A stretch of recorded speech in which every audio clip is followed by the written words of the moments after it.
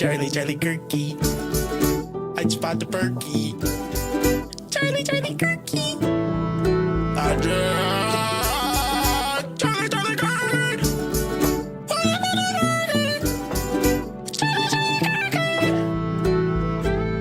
Your underscore pal underscore blue 69 is the winner. Hi.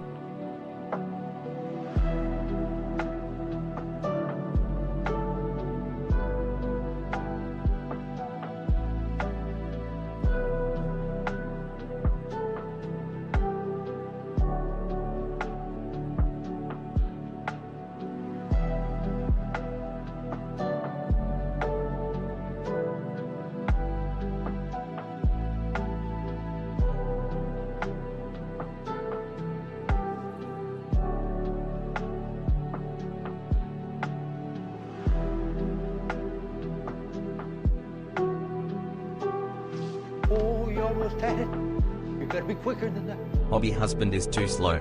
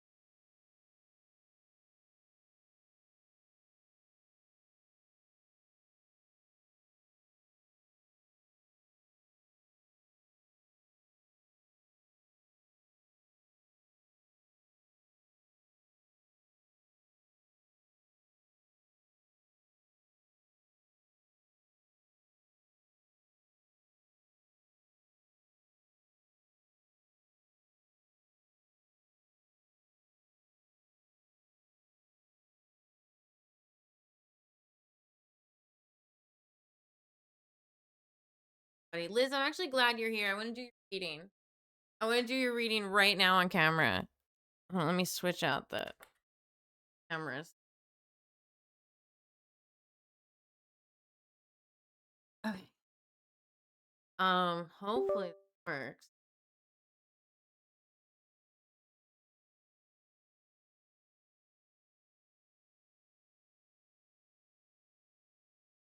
Yeah, I did it.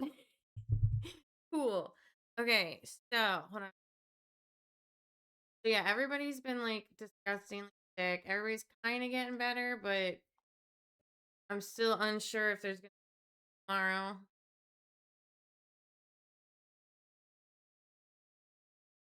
What else has been? I mean, there's the news. Everybody's been watching the news. Sure. Um. Oh my life.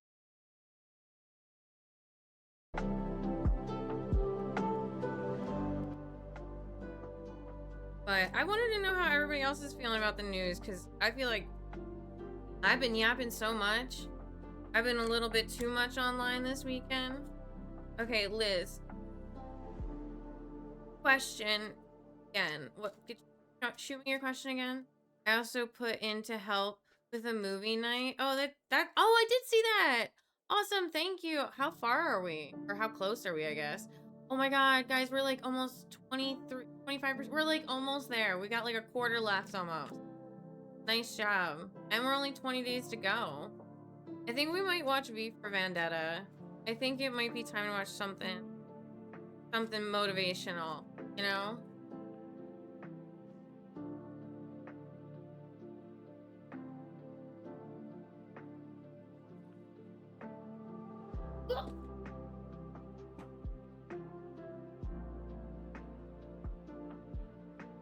Hold on, I gotta pull up your question.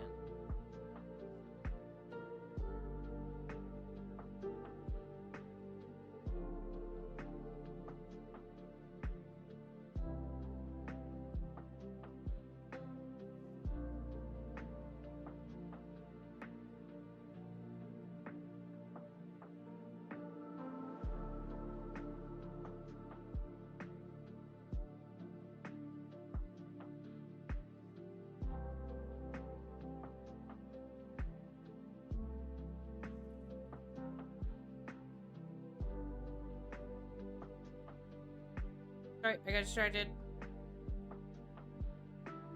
Okay.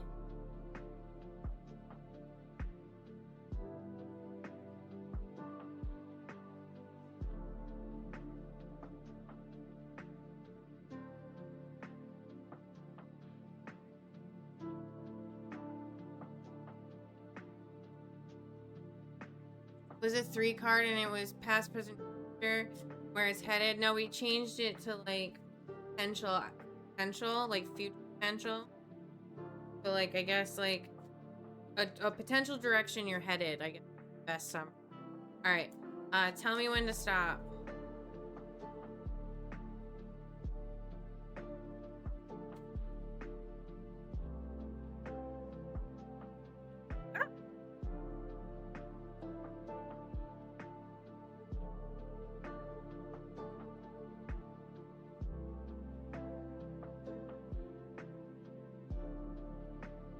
Right, so we have the 3 of Wands in reverse, the Page of Swords in reverse, and the Ace.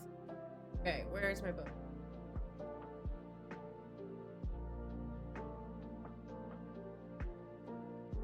Okay, so what?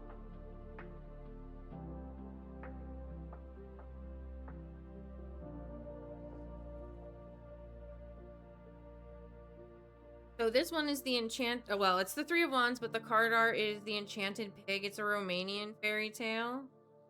3 of Wands represents hard work and travel. The prince takes a long journey to rescue the prince, making sacrifices and surviving trials along the way. Stays motivated, her efforts will be rewarded. In the reverse, it means turning home, wallowing, frustration, and delays. So, in the terms of like having direction, this card can represent the option of, you know, settling and having frustrations in the decision that you make. Page of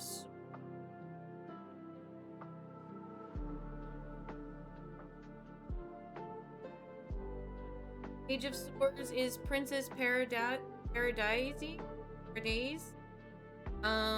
from Anatolia. Page of Swords represents intelligence. Princess Paradise. It looks like paradise. Use it to see where others have failed. Her optimism intact through it all. She is a harbinger of new beginnings, ideas for herself and those around her. In reverse, she represents bluntness, cynicism, defensiveness, and just like kind of like boasty. I don't. Hold on.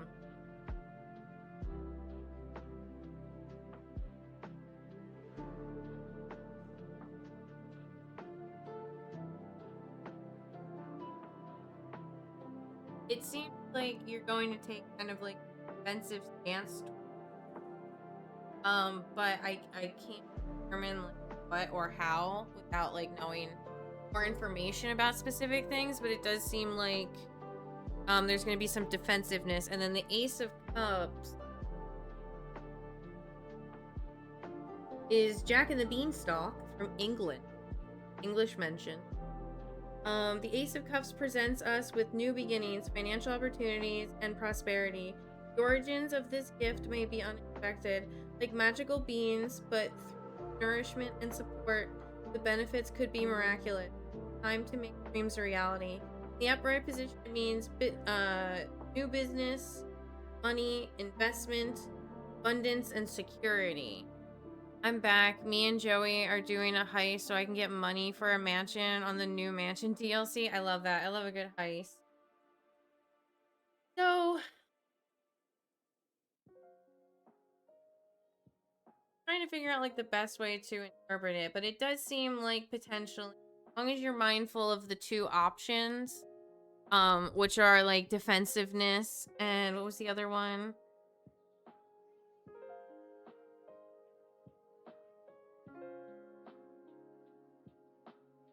And you don't wallow, you could see some kind of benefit from taking those stances. That's probably my best interpretation. Hope that helps. Feel free to get feedback on it. But there you go, Liz. That's your there's your tarot card reading. All right. So anyway, what else is going? Oh, I've been playing the crap out of Monster Hunter. Like, that's all I've done outside of being sick. And I'm getting pretty far in it, but I'm also feeling a little like burnt because I think I played too much of it too quickly. And also, it's kind of grindy, and if you're not into grinding like the same things over and over again, and maybe I'm grinding too much because I want if I want like, I like armor, I like costumes, okay, I like getting dressed up, okay. So I've been doing a lot of the quests to kill like a lot of the monsters so that I could get their armor and stuff like that. Hi, Dorothy. Oh geez, what now?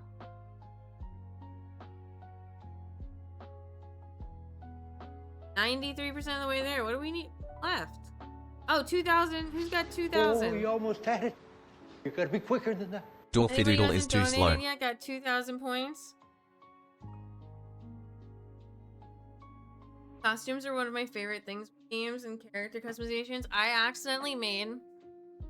Hobby called it like Magic or Madoka because one of the dual blades is like two blades that look like Winchester rifles. And so I have those, and then there's like this magical girl costume that's from when you kill like these bugs that like only a few of them turn to actual loot. And like I've almost got the complete set. Like I just need the legs. Gun swords, yeah. There's actually is a gun sword.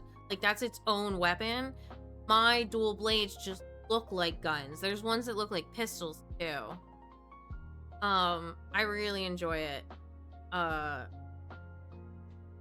having fun. I'm playing it a bunch. But like I said, it does get a little grindy. Like I just got to the, I think, jungle or the forest or whatever. And it's really pretty, but I'm like, ugh. I don't feel like fighting these tougher creatures right now. I want to play dress up. But I'm also like having a really good time with the buddy system. I finally found like a cat and a dog I really like. That's a good combo. Although I might switch back to the healer class because it's getting kind of tough. When I had the healer class with me, I was able to like, I barely touched my potion. Now granted, I have 320 of them, but I can't use any more of them. Like you can only put 10 in your inventory at a time. So I don't really need selling them for money. I have been enjoying finding the secret bases though. Apparently, I didn't know this until I happened to like land in one.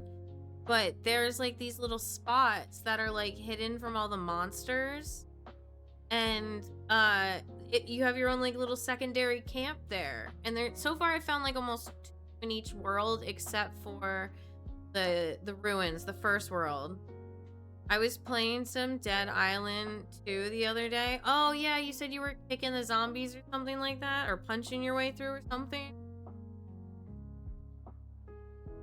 Like in Gen 3 Pokemon, kind of. Like they do get decorated. You don't decorate them yourself. But like you get like a bed and a little fire pit, and one of them I found in the desert is like a little oasis with a fish pond and cactus everywhere. So I enjoy it.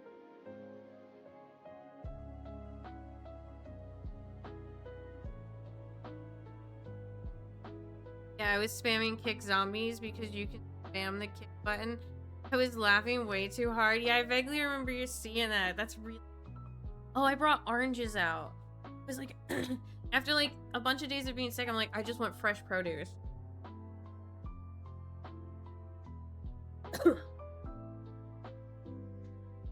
And the Animal Crossing update is in like 3 days.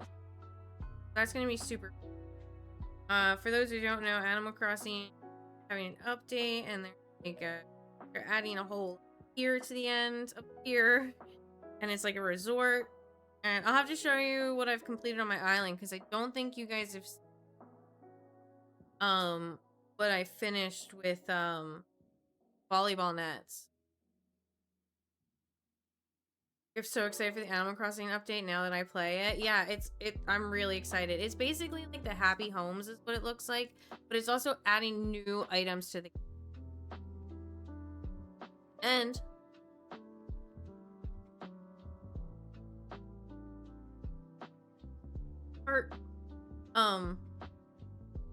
it's also adding the ability to craft from your inventory and craft the max number you'd like in like one button press rather than like, you know, having to take everything out of your storage, build a thing, run out of spaces, put things back, get more things out, craft some more, go back to your storage, grab the customization kits. I also think we should be able to customize all items, because that would just be easier. Like, it's so annoying to have to put everything down and go to Harv's.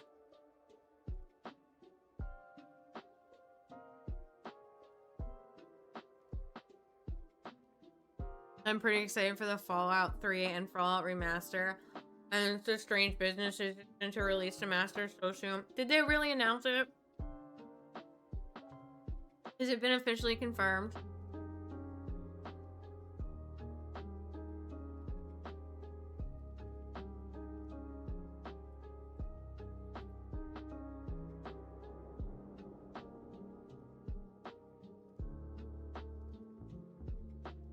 I'm not sure if it wasn't, because didn't you say there was like a countdown timer somewhere? I know there's like the whole quarterly goals thing that got released like a few years ago. And it was off by like 2 years because of COVID. And so like they should be coming, but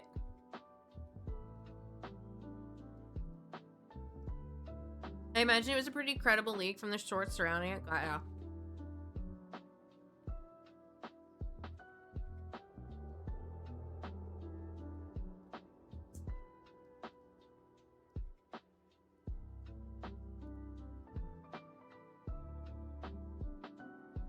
Wait, like Facebook shorts? Or YouTube shorts? God, all these social media platforms are so similar. I can't tell them apart anymore. Like nothing distinguishes them from each other than like one key thing. For like Facebook, it's talking to people. For YouTube, it's listening to people talk. For like Twitter, it's like watching people talk. But then again, I am pretty heavy on the copium for it because I really want Vegas, New Mexico. I think a lot of people do. I do too. Yeah, YouTube Shorts is where I first heard about it. Like, I do know that there, like I said, there's a release of, there was an accidental leak of, you're thinking about starting streaming? If you do, let me know. We can promote you. I forgot. Never mind. Moving on. Oh, there was an accidental leak of like the quarterly goals for Microsoft. And one of the goals was like a code name that I was like, I'm pretty sure that's Fallout New Vegas. Like, I'm pretty sure that's Fallout New Vegas. And we could do collabs, Liz. Yeah, you guys could play Fortnite together. And it was supposed to be like quarter 2024, but then people realized the list was like almost 2.5 years off based off of what had been released already. And they believe it was because of COVID. And then there was like a quarter went by and something didn't drop that was hinted at on the sheet. But yeah, it was something that was like very keyword, like it was definitely something that was like Fallout New Vegas coded. Let me see if I can find it.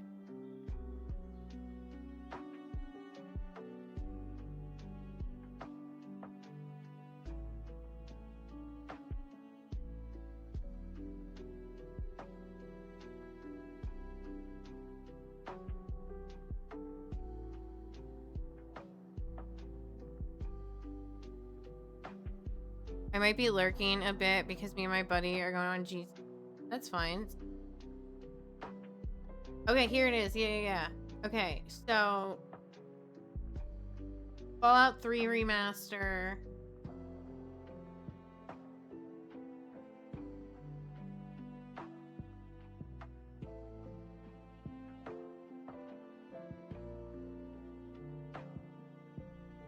Oh, I don't know. This one says Fallout Worlds. So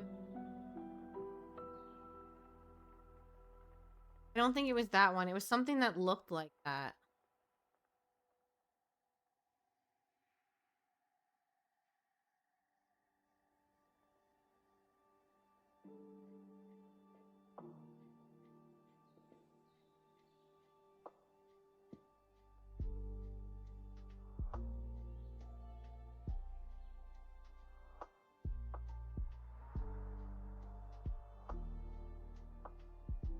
Yeah.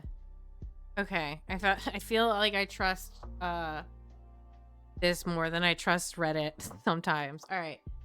So, yeah, CD Projekt Redfall, Fallout 70, Fallout Worlds, Fallout 6, Indiana Jones game, Oblivion remastered. Yeah, so it's like 3 years because we just got, when did we get Oblivion remastered? Was that like the start of last year? Project Kestrel expansion, Fallout 3, licensed IP game. That's what it was. That's what it was. When I saw that, I was like, yeah, they're gonna do Fallout New Vegas. Because they don't fully own the license, if I remember correctly. Because we had watched a whole video about how like Todd Howard basically stole Bethesda from like the inside and how he's like super gross. Oh, for movie nights, we should do a night where we watch the Iliad. I don't know. That Odyssey movie looks pretty dog shit. I was actually thinking we should do V for Vendetta. But I was like, there's something in like the wording of like licensed IP game that just sounds like that, or it was like Project Platinum. No, I feel like it was licensed IP, but Project Platinum, I was like, oh, like Platinum Coin, the Platinum Chip. But I think it was licensed IP game. I vaguely remember seeing that.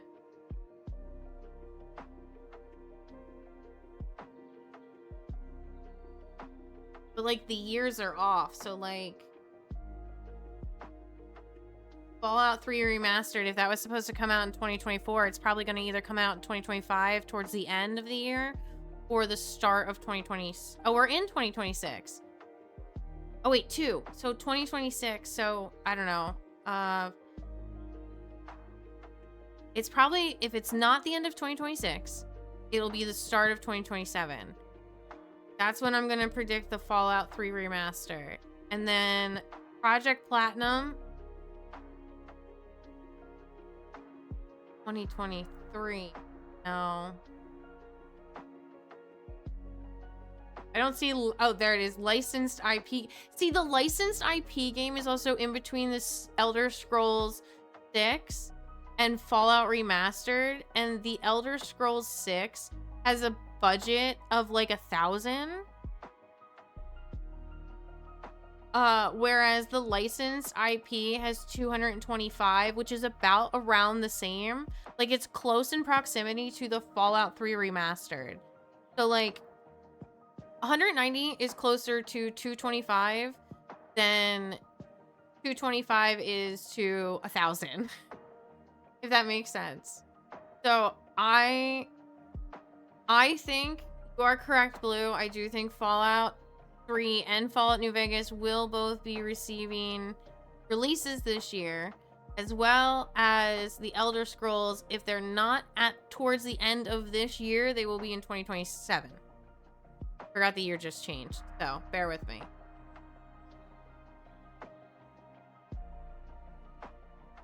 So that's my prediction. I'm not a betting woman though. Don't make me. Oh, man. Oh, I wanted to show you guys my island. I gotta switch over to this again. I do want to do the news, though. Should we do the news first? I think it might be a good idea to do news first. Then we'll cheer ourselves up with some Animal Crossing. And then more Australian culture.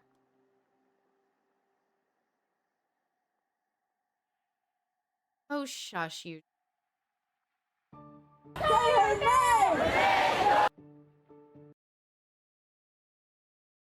Say her name. Renee Good. Say her name. Renee Good. And I say her name, Renee Good. Renee Good's name was chanted all across the United States this week in what's been called the Ice Out for Good movement, with people going out into the streets of Minneapolis, New York, Los Angeles, Houston, Philadelphia, Boston, DC, and on and on. And in total, you had the activist group Indivisible saying that there were at least 1,000 events planned just for Saturday and Sunday. Stand up, fight back. No hate, no fear.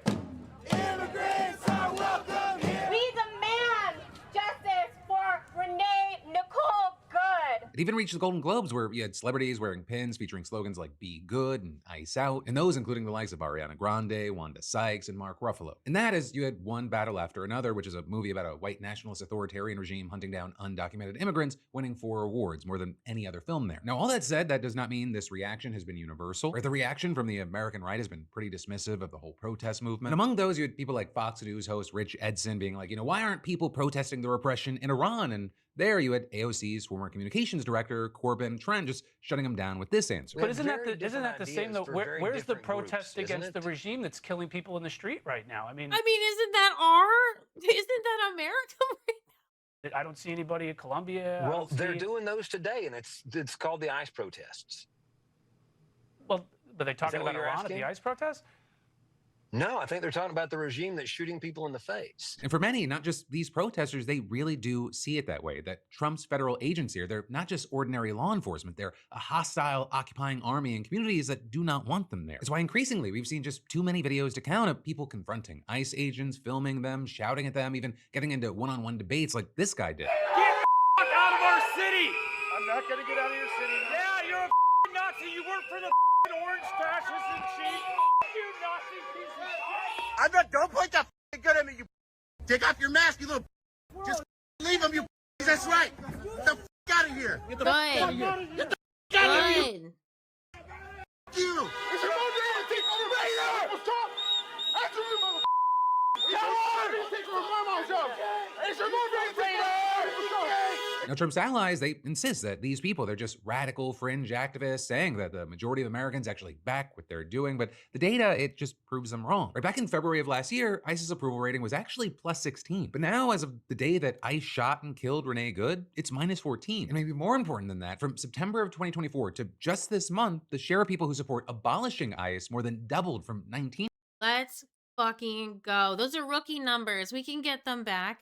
Go to YouGov polling, type in YouGov polls into Google and go in there and make an account and vote in the polls. Those polls are what the media reports on. Also, I just realized you can still see my freaking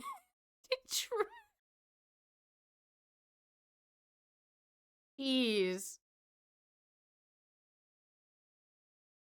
Anyway, what I was trying to say is go to YouGov. Take these polls. These polls get reported on the media. The presidency sees those polls. Do it. Do it. Trust me, you'd be surprised how much one vote on a YouGov poll changes the entire outcome, okay? People only vote on those because they get like an email or they're just sitting there not doing anything. Like, those are the people that are voting in these. Not your average everyday American. Not people like us, okay? Do it. I finally have a bigger audience. Do it. 18% to 42%. And that is, you've got poll after poll showing clear majorities of Americans disapproving of how ICE has done its job and say that the agency's tactics are just too forceful. All while, when Americans were asked, do they believe there is a war or conflict happening in US cities, nearly 6 in 10 Americans said yes, with 16% saying they're not sure and just over a quarter saying there's no war, no conflict. And it's really not hard to see why, right? You've got local and state officials in Democratic states openly condemning ICE's conduct and refusing to cooperate with them. You've also got countless videos circulating online of masked agents brutalizing people or threatening them for seemingly. Subscribe to the channel so I can get a pair of bagpipes so I can really cast some bardic inspiration at these protests. Please, I'm begging you. My inner theater kid, my inner Irish, my inner St. Patty's Day needs bagpipes, okay? I yearn for the motherland, okay? Please let me blow on some hot pipes, all right? Subscribe to the channel for that. No reason. I can record. I am back. Get your hands off of me. I'm not in your way and I'm not stopping nothing. Fuck you! Fuck you, mask police! Take your fucking mask off! This is your warning. For what? Stop fucking following us. You are impeding operations. This is the United States federal government. I live over here. I gotta get to my house. This is your warning. Gotta get to my house. Go home to your kids. Go to church. Go to home to your kids. This is your last warning. Exactly. Let people go to church. You did not learn from what just happened? Go home. Learn what? And so over the weekend, you saw a lot, including protesters gathering outside of the hospital in Portland where 2 people shot by U.S. Border Patrol were being treated, or with Homeland Security saying, just like with Renee Good, that the people weaponized their vehicle against federal agents. Also in Washington, D.C., you had protesters gathering in front of the White House on Saturday. And then This is really good, guys. This is really good. This is the shit you see in like you don't this is like really good. I can't even like express like it's awesome seeing all these people out here of every walk of life coming together over like a united cause, and it's dog shit that this is the cause we have to come over against, is like saving America from fascism, but your grandparents would be so proud. to ICE headquarters on Sunday. Right on Friday night in Minneapolis, you had people surrounding hotels where ICE agents were supposedly staying, and they chanted, played drums, and banged pots to keep them awake. I'm so proud. We also had the city's police chief there saying that a group of people split off from the main protest and began damaging hotel windows and spraying graffiti. There were 29 arrests last night. We are aware of one police officer that was injured from a chunk of ice that was thrown at them. You also then had the mayor adding, the vast majority of people have protested peacefully. This is what Donald Trump wants. He wants us to take the bait. But we want you to arrest them. They're all masked. They all look the same. We can't tell them apart. Who do we know is a killer or not? Arrest all of them. Round them the fuck up. I don't understand. They do the same discrimination to people of color. We just saw it in these videos. You know, I don't understand. He wants those agitators to get a hold of this crowd in a way that it makes them cause harm to others and or damage to property. But regardless, you had Homeland Security Secretary Kristi Noem telling Fox News yesterday that ICE is ramping up its presence in the Twin Cities. We're sending more officers today and tomorrow. They'll arrive. There'll be hundreds more. And in order to allow our ICE and our Border Patrol individuals that are working in Minneapolis to do so safely, we're going to continue to, if they conduct violent activities against law enforcement, if they impede our operations, that's a crime, and we will hold them accountable to those consequences. And that's coming after she reportedly sent a memo to DHS staff telling them that any visits to ICE facilities must be requested at least 7 days in advance. Even though federal law and the courts have affirmed that members of Congress have the right to make unannounced visits to facilities funded by regular congressional appropriations. But Noem, she argues that since the detention facilities are funded by the so-called Big Beautiful Bill, the law just doesn't apply to them. So when Minnesota Congresswoman Ilhan Omar, Angie Craig, and Kelly Morrison tried to visit detainees over the weekend, you saw this. Shortly after we were let in, 2 officials came in and said that they received a message that we were no longer allowed to be in the building and that they were rescinding our invitation to come in and declining any further access to the building. It is our job as members of Congress to make sure that those folks detained are treated with humanity, because we are the damn United States of America. Also, I'll say while we're talking about Kristi Noem, we should also talk about this moment and this clip that's been making the rounds from her interview with Jake Tapper. Because Tapper, he played these clips of January 6 rioters attacking Capitol Police officers and then asked, by this standard, would any of those officers be justified in shooting and killing the people causing them physical harm? Every single situation is going to rely on the situation those officers are on. But they know that when people are putting hands on them, when they are using weapons against them, when they are physically harming them, that they have the authority to arrest those individuals. The president pardoned every single one of those people.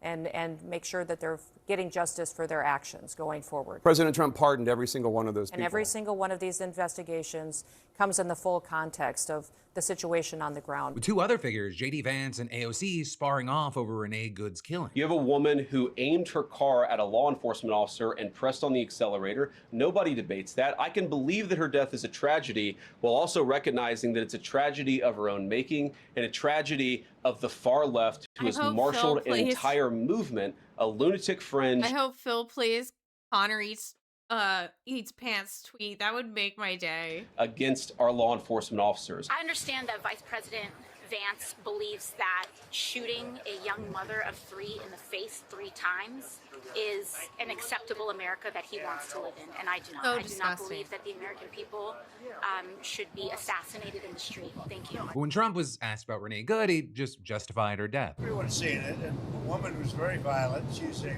very radical person. Very sad what happened. Her friend was very radical. We have to respect our law enforcement. At a very minimum, that woman was very, very disrespectful to law enforcement. And you heard the same noises. You saw the same crunch that I saw.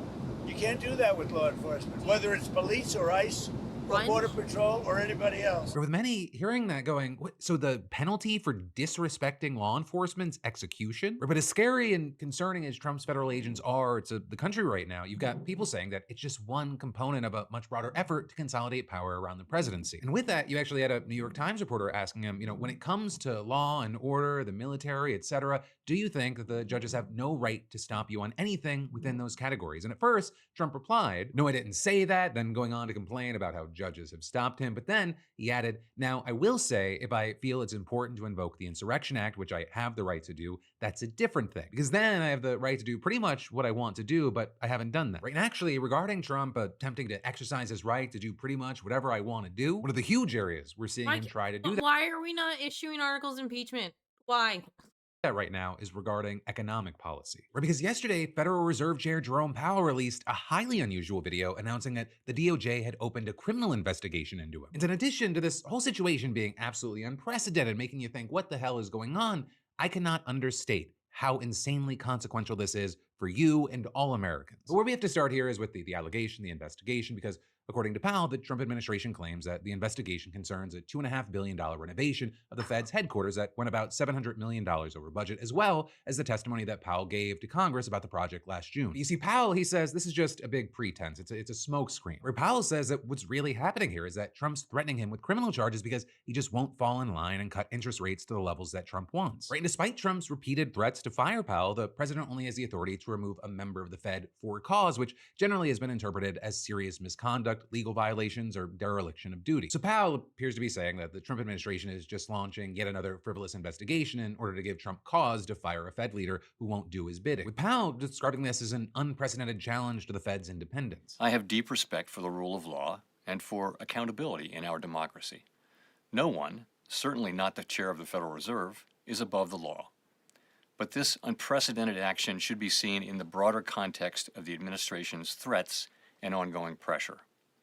This new threat is not about my testimony last June or about the renovation of the Federal Reserve buildings. Those are pretexts. The threat of criminal charges is a consequence of the Federal Reserve setting interest rates based on our best assessment of what will serve the public, rather than following the preferences of the president.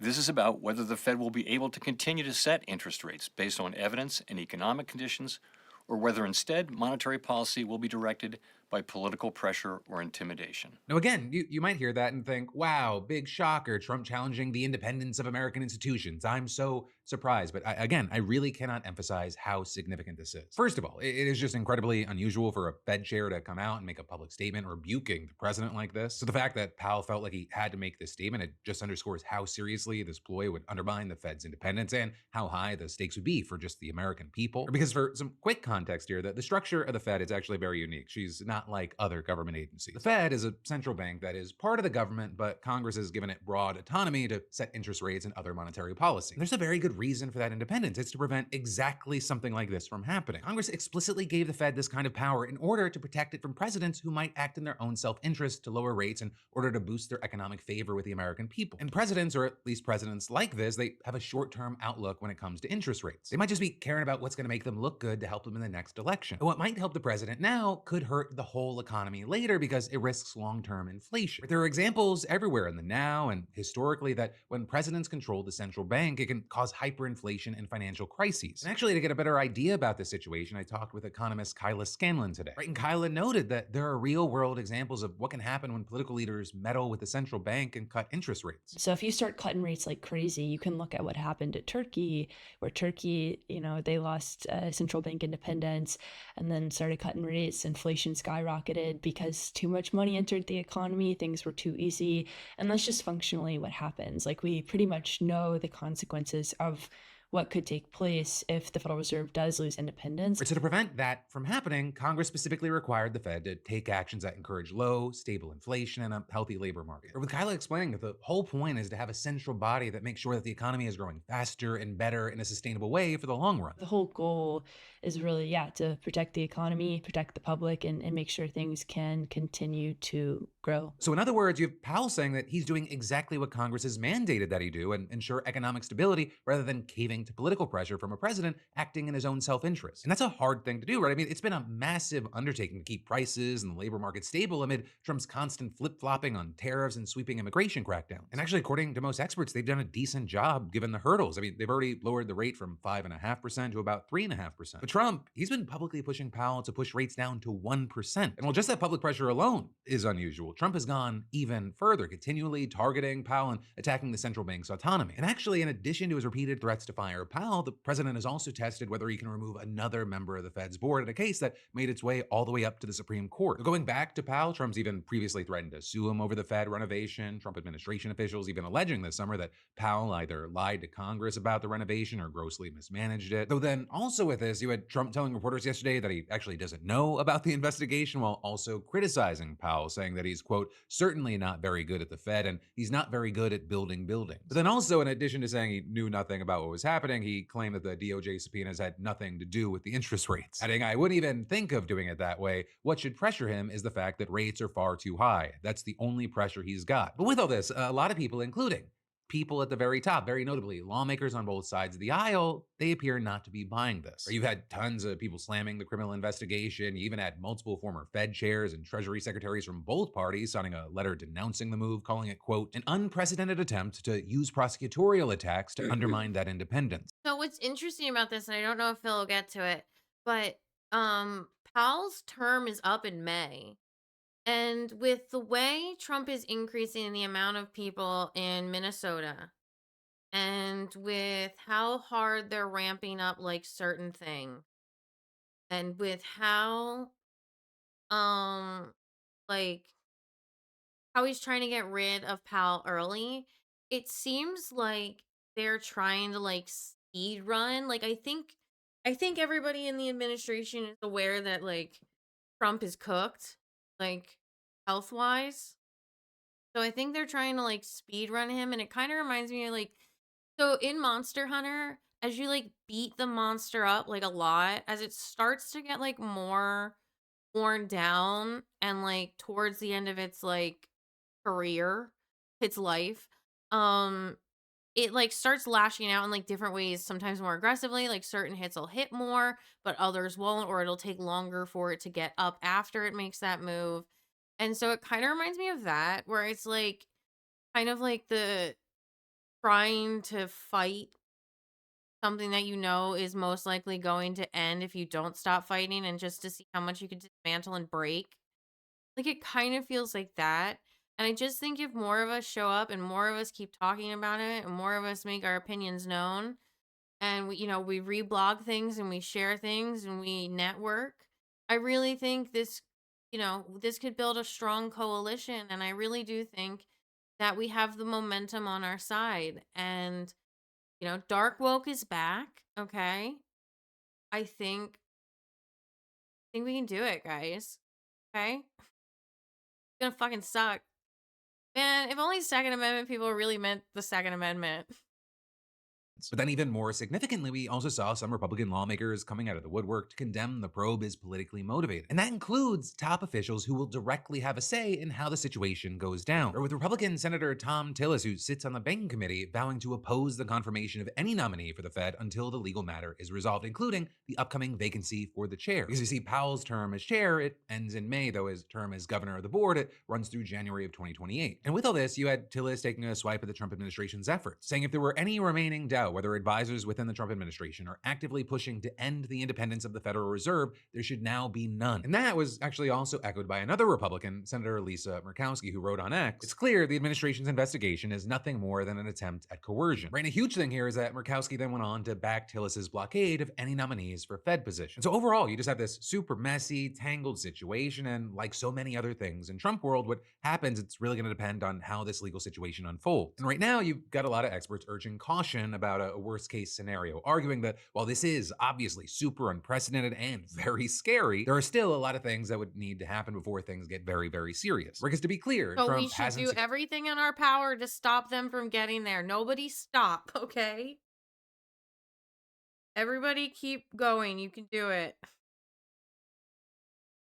secured a criminal indictment against Powell yet. His administration is just investigating right now. And then even if he does secure an indictment, it might be hard to make it stick. Or think about it and remember there that the indictments that he made against James Comey and New York AG Tish James, both of those were thrown out by a federal judge. Which is why you have many experts, including Kyla, saying, we've seen the markets having a more modest reaction to the news. It seems like they think nothing's going to ultimately come of this, or it's going to be pretty minimal. And with this, you're even seeing the argument that if Trump was successful in ousting Powell and he jeopardized the Fed's independence. Right now, we don't know who we'd try to install as the new chair, if that person would actually get confirmed by the Senate, and if they would actually try to lower interest rates to meet Trump's demands. Right? And even then, a loyalist Fed chair might still be limited by institutional checks or legal battles. And that long path ahead is also something that Kyla noted while emphasizing that while the impacts could be major, everything is very speculative, and it's important that people not jump to conclusions or panic yet. All of this has to go through the legal system before anything does get confirmed, and I think if, it does go through the legal system and does get confirmed, the U.S. has some pretty big problems to face, because what this would show is that there really isn't a reason to have faith in the US dollar. There's not really a reason to have faith in the US Treasury market. I think that's a very extreme circumstance, and I very much hope that that does not happen. Boy. What's really funny is if this ruins the dollar's value nation or worldwide, and then everybody stops using that as their weight currency, So I don't know, it'd just be really funny. It wouldn't, but that's the risk, is that the U.S. loses a lot of its superpower status because you can't trust them. Maybe that's okay. Maybe we shouldn't be power if we can't even take care of our own citizens. Although I'm not calling for a market crash at all. I'm not yes, let's do it.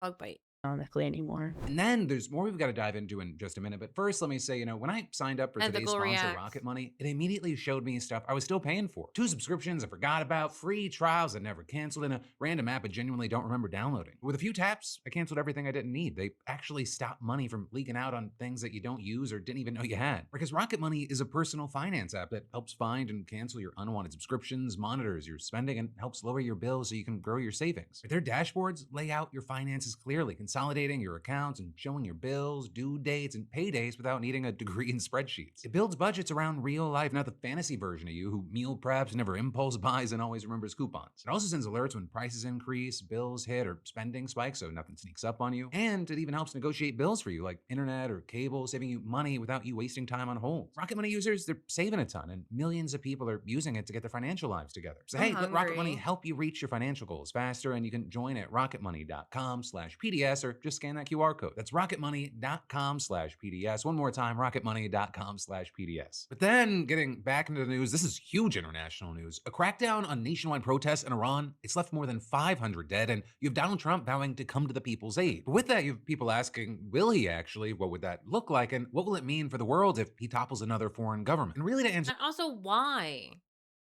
Worry about your own protesters.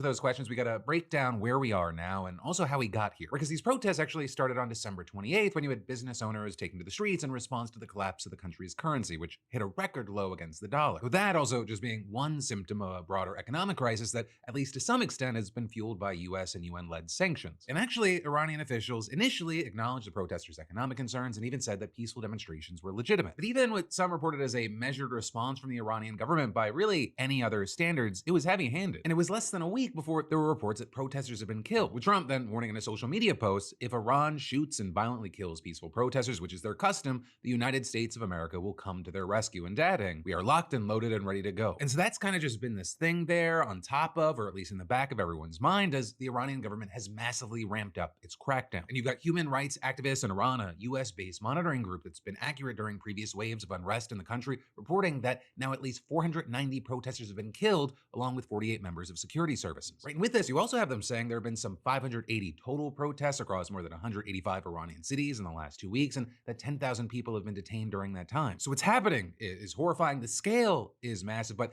right now it's extremely difficult to know exactly what is happening on the streets. Right? And that's largely because the Iranian government's now blocking internet access, which it's done before, but notably, Iranians say it's the first time that even fixed phone lines are no longer accessible from abroad. There have even been reports that Elon Musk's Starlink, which has likely been used to upload some of the videos of the protests that are out there so far, far that that's being jammed as well. But also with that, right, from some of the videos that have made their way online, it is very clear that this is no longer just about the economy. Where you're seeing huge crowds chanting for an end to the Islamic Republic and even praising Iran's deposed monarchy, although notably, you would not see that on TV in Iran. Instead, you're seeing state television there showing correspondents reporting from quiet streets in several cities to project an air of calm. But a huge notable thing is that the country's two largest cities, including the capital city of Tehran, they weren't included in that broadcast. And actually, footage that state networks have aired from those cities have instead shown what are likely government-sponsored rallies in support of the regime. Now that said, it's not like there's no acknowledgement of what's happening. Instead, what you're seeing is they're framing the protests as violent unrest fomented by the US and Israel. And so with that as the framing, you're seeing things like state television airing what it said were funerals of slain security force members, with them also then showing a large number of bodies and body bags at a morgue and describing them as victims of rioters, although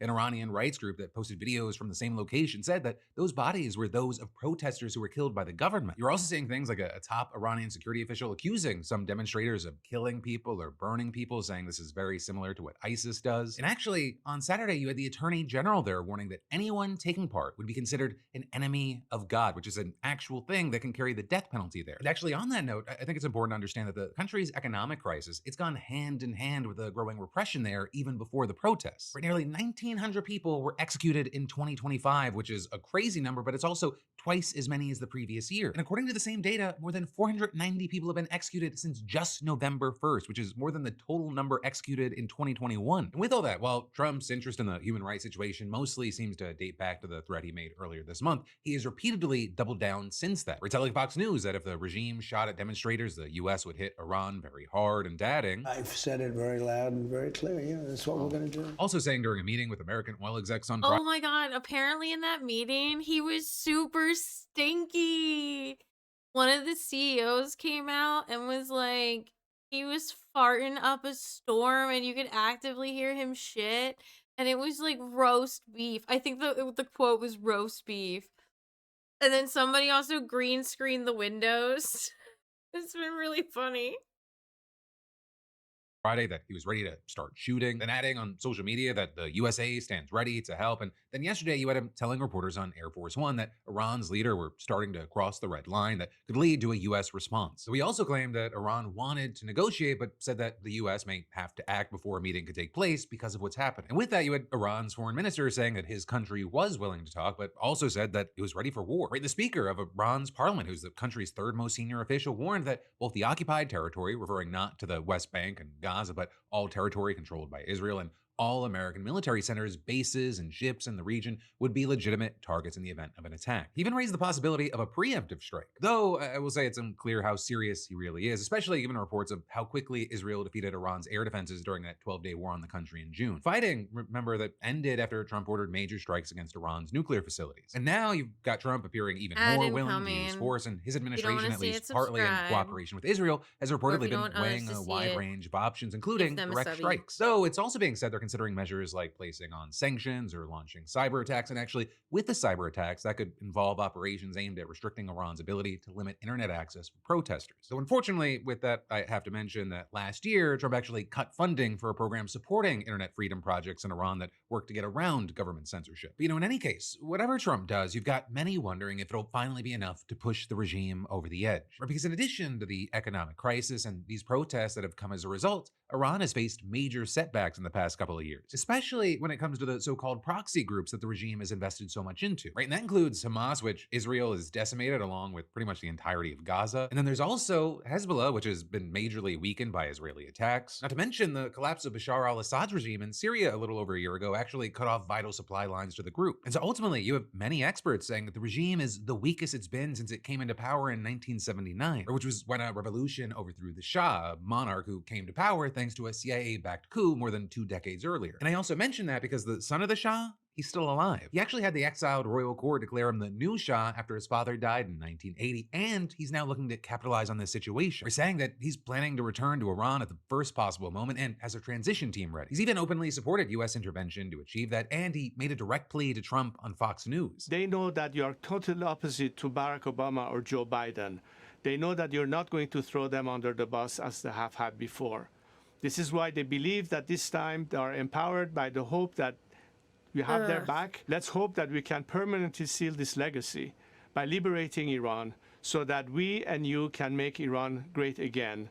Let's partner on this and have a better future for our countries and for our people. Now, with all that, I will say that he's said that he wants to help Iran transition to a secular democracy, not bring back the monarchy, and he's frequently called for change in the past, especially when there's unrest, but also in past protests there were fewer obvious signs of support for the man. But this time around, there have reportedly been calls for the return of the Shah being heard in the crowds. Although, to be very clear, it is far from certain that he'd have the support to take power if the regime collapsed. In fact, at least for now, it seems pretty unlikely, with experts saying that his improved reputation, it may have more to do with desire for change than a desire for his return specifically. And on top of that, again, at least for now, he hasn't been endorsed by Trump, which could be a big deal in the event of a power vacuum. And in that case, there are concerns about whether a smooth transition to any new leader would be possible, or whether there'd be the risk of an internal conflict. But, with all that said, a very important caveat to this whole conversation is that many experts also say that any expectation that the regime is at risk of imminent collapse, that might be premature. With the key point being that there have reportedly been no sign of defections or dissent in the security apparatus that helps the government stay in power. And today, you even had the regime claiming that the protests are under total control. But again, with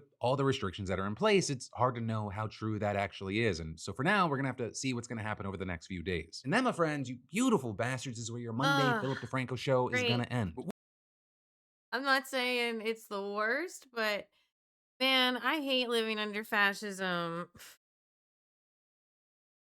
Like, do something about it. Anyway, I was gonna open up gaming. I was thinking it's time.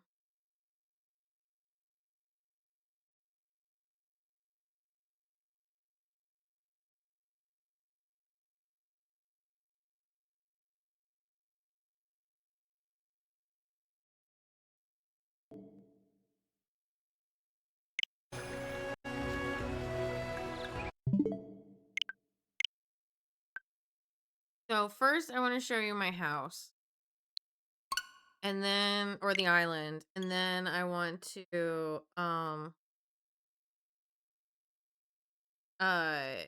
get to Thai.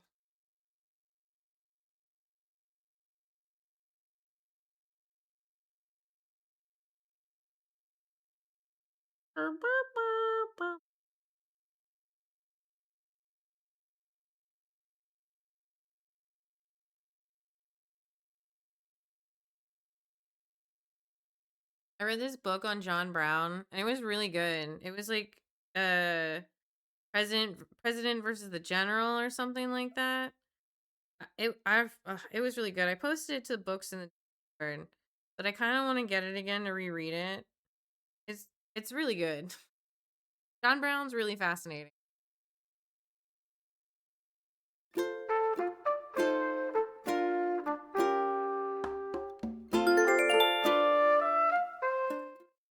And it's kind of like ironic because like abolitionists were the ones that like fought for freedom, right? For like African Americans or slaves. And like we're calling for like the abolishing of the police, like not the police, the ICE. So like are we also abolitionists?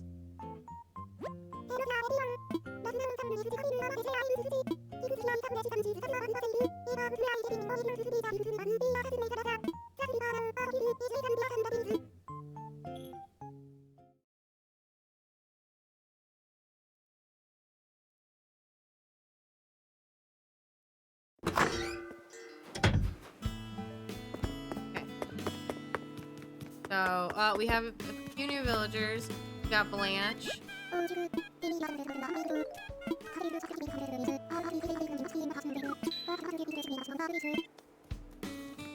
we have... Oh, they haven't moved in yet. That'll be tomorrow. Okay, so I finished the... Well, I'm happy with, currently, the port offshoot. And then I made a little spa.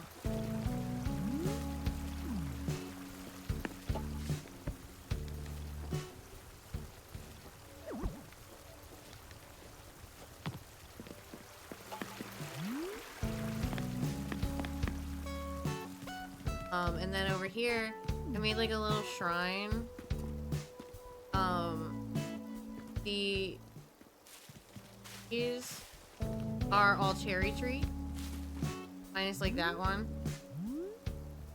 Because in April they all turned pink.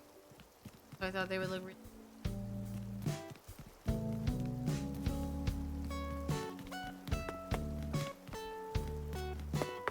Oh, I kind of spent a lot of time on that. I did get more bamboo.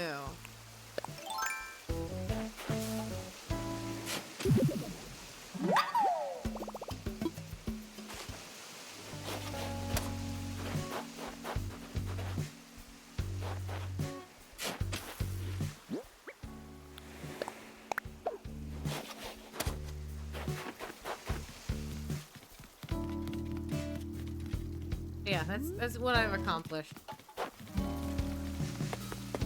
Is my resort... Oh!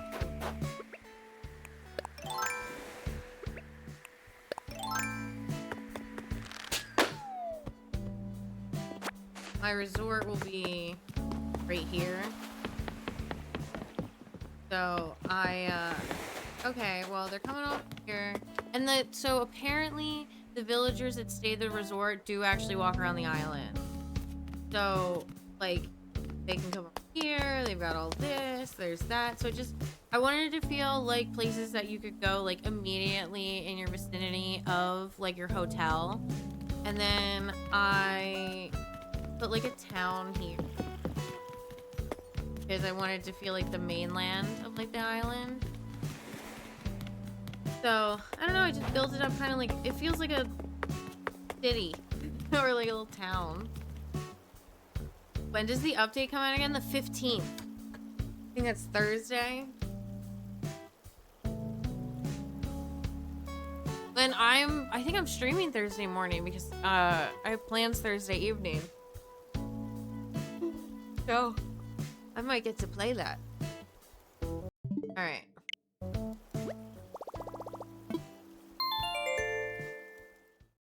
I'm most excited for the update to crafting. That's gonna be so satisfying. Bro, I want Oreos. Or Oreo ice cream.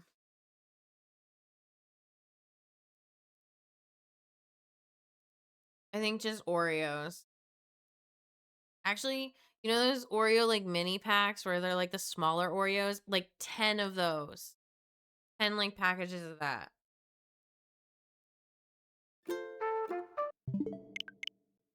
Time to get to Thai.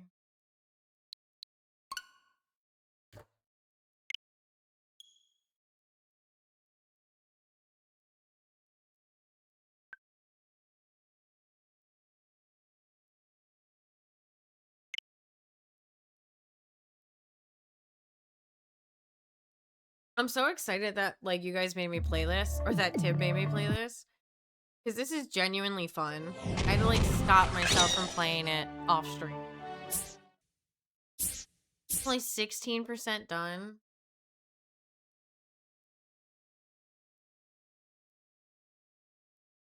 Welcome to the Great Barrier Reef, full of beautiful fish, friendly natives, and inviting sandy beaches.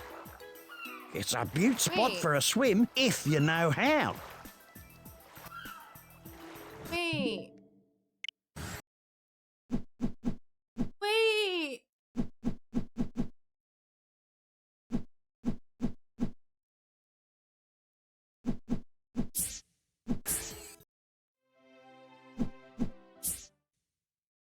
Oh my god, did it not save?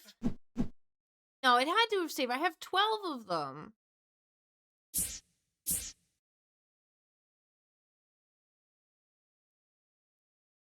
Maybe I just like accidentally went into that one. Welcome to the Great Barrier Reef.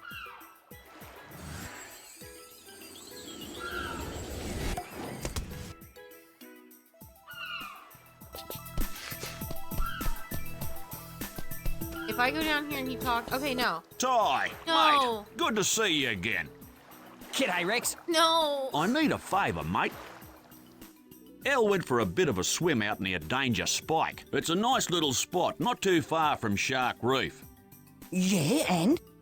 Well, anyway, she's an excellent swimmer, but she hasn't come home yet. I'm starting to get a bit worried. I'm on lifeguard duty, so could you have a look for me? Sure, no worries. Please, if the coins are in... Oh, okay. No, I have been here.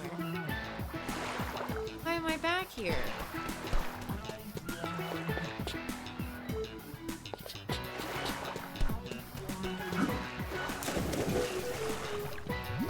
Maybe I accidentally clicked into it after I saved or something? I don't know.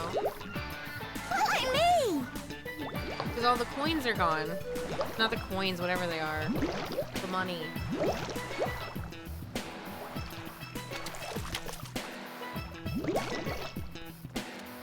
Why me?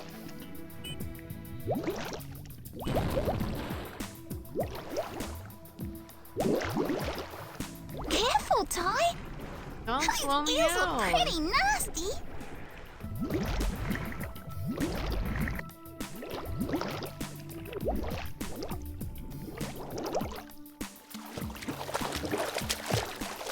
Hey, Ty. Stay out of the way of those sharks. They're big meanies. Press the action button to swim into the cut. I always forget how to swim. Follow me.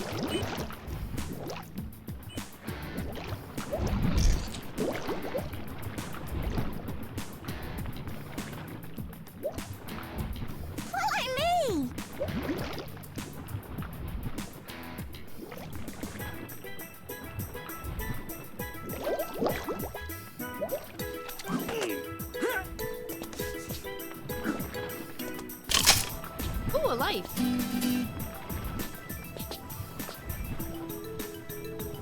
Do I aim? Oh, okay. Fuck.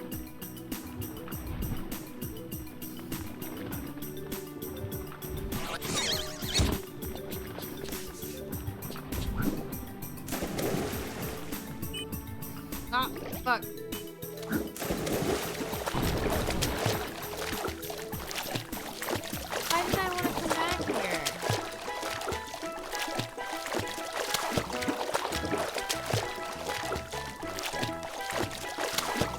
Oh, I was missing one.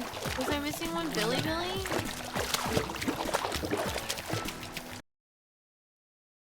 Yeah, I think I am.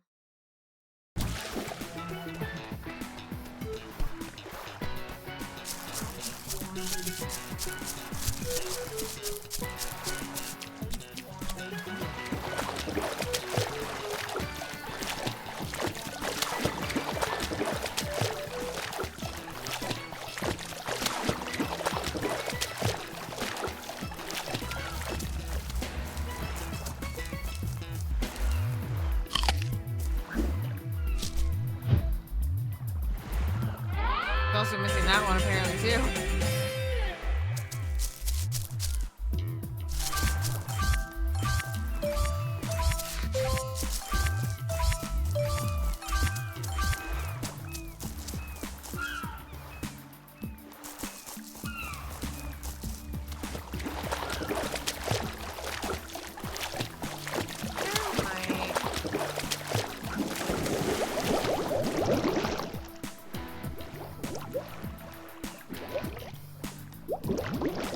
Secret holes or anything.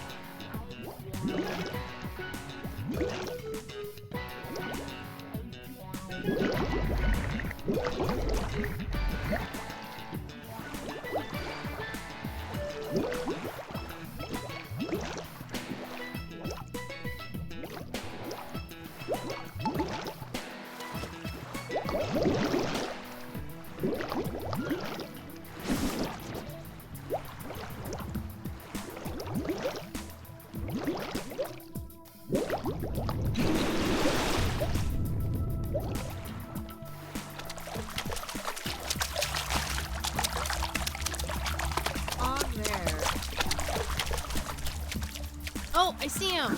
Oh, okay. They're up there. Okay. How do I get over there? I can't remember. That was on...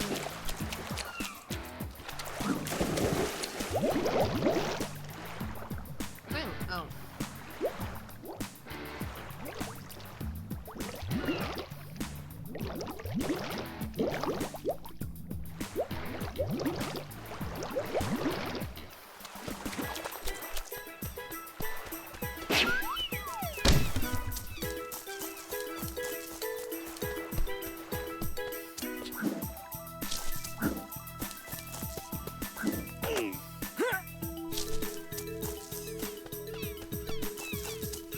Down here, yes.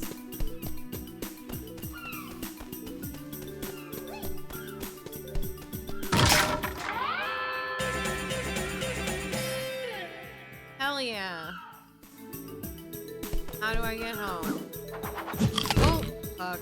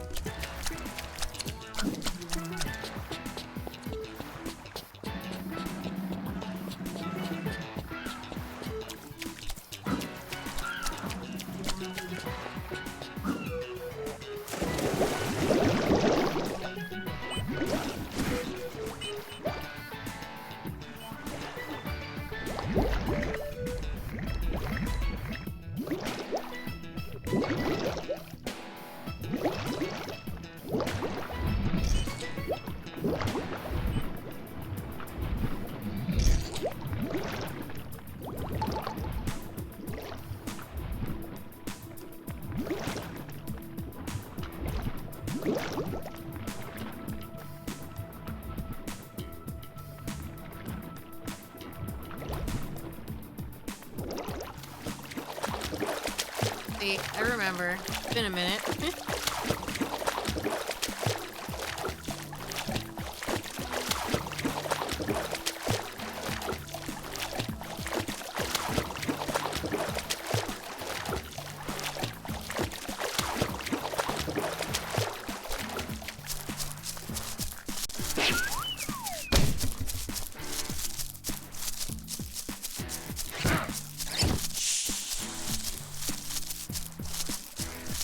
Oh, fuck. I forgot what button to hit. Well, I pressed the wrong one.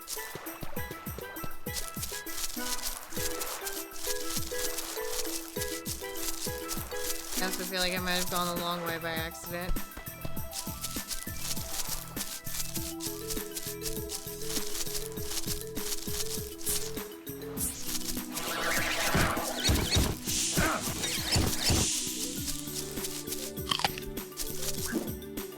I didn't hit the right button. Guess I didn't hit it at the right time.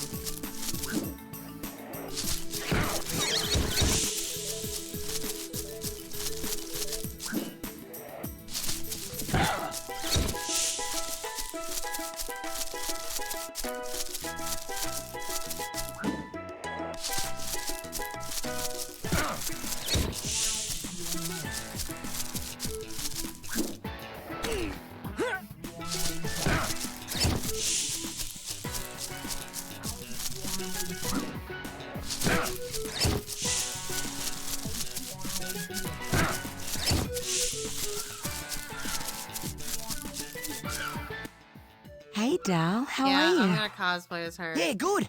And what about you? That's my first. Let me guess. Rex was worried about me again? Yeah, that's...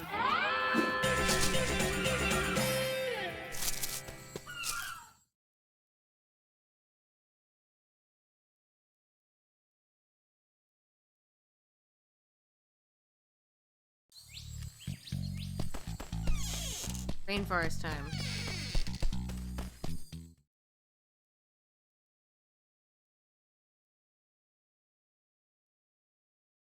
Oh, smell that fresh rainforest air.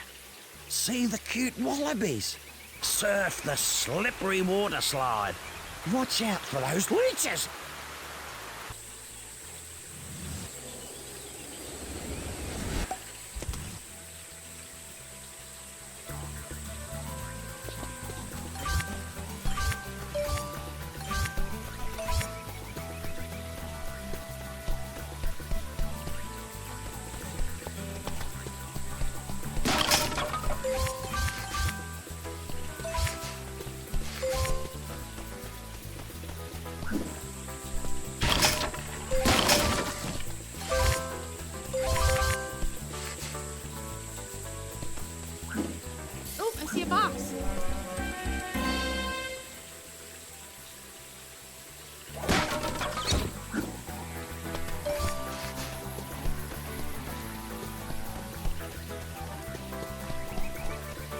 G'day, Ty. Our good friend Shazza can get herself into a pickle sometimes.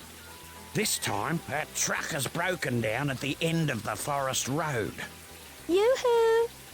But if that isn't bad enough, I spotted some blue-tongue lizards nearby. Grrr.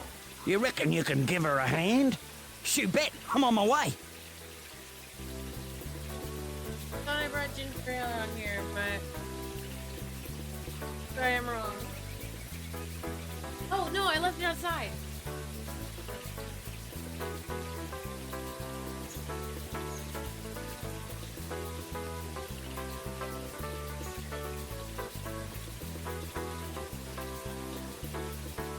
It's cold outside.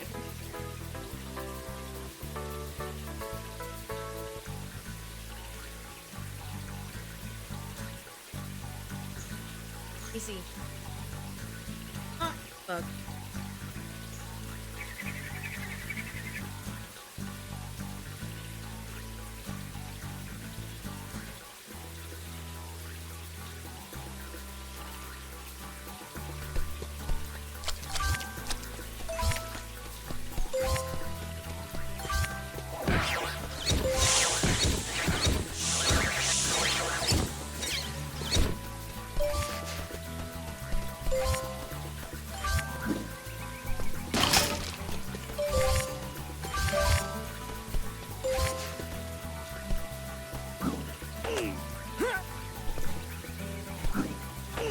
It's going flat.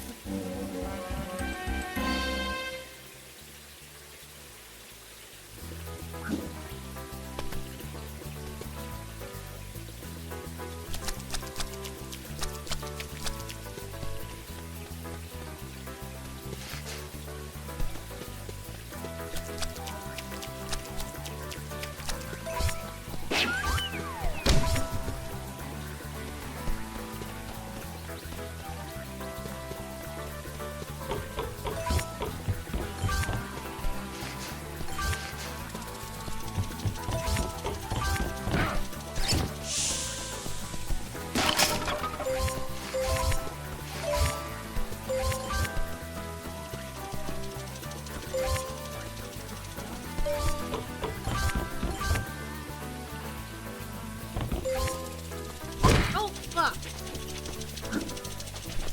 I was so worried about the beetle.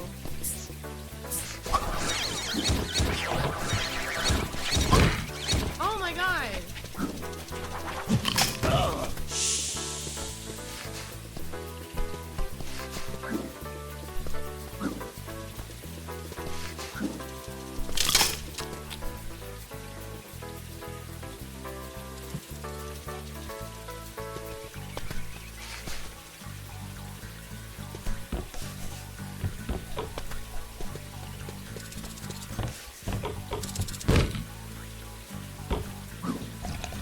Oh no!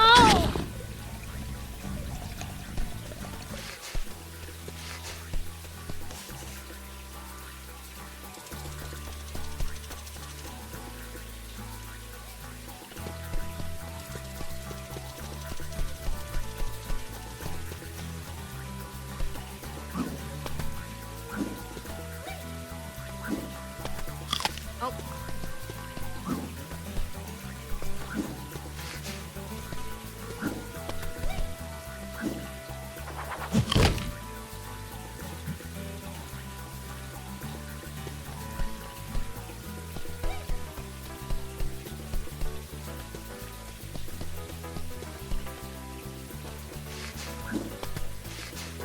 Damn it, Ty, slow down.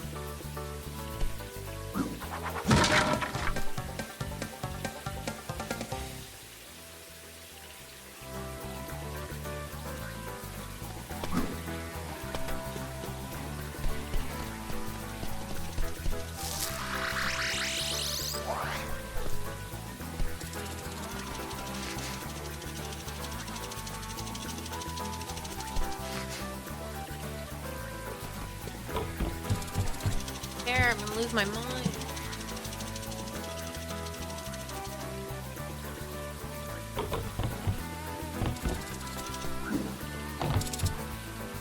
Oh my goodness! Fuck!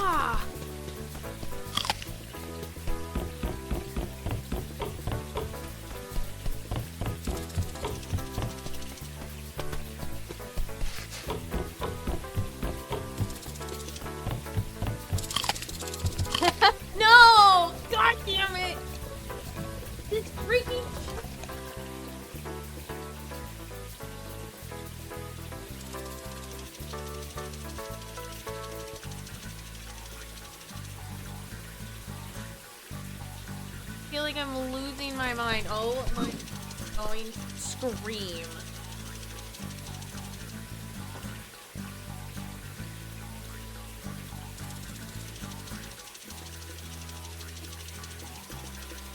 See, I'm too short. My chair's too short for my desk. And so I need a booster seat.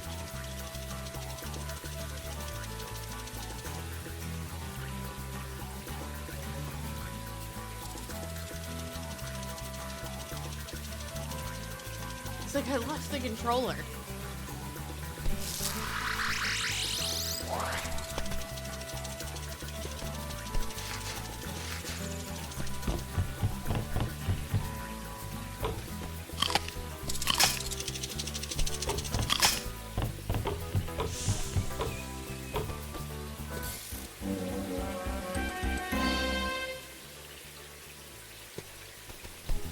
Oh.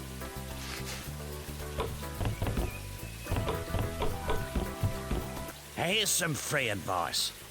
Certain enemies deflect your rangs with their thick skins, so but are angry. hopeless against those pearly whites of yours.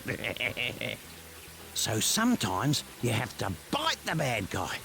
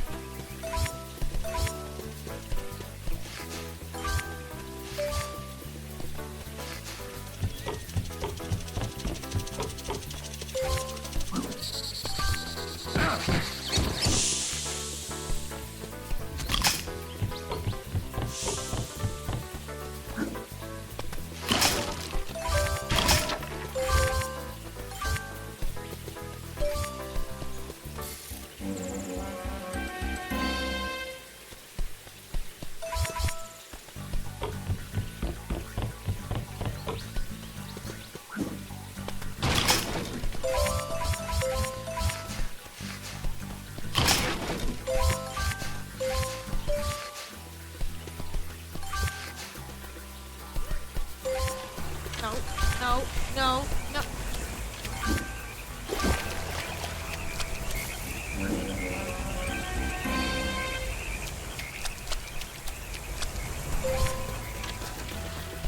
We're fine that time.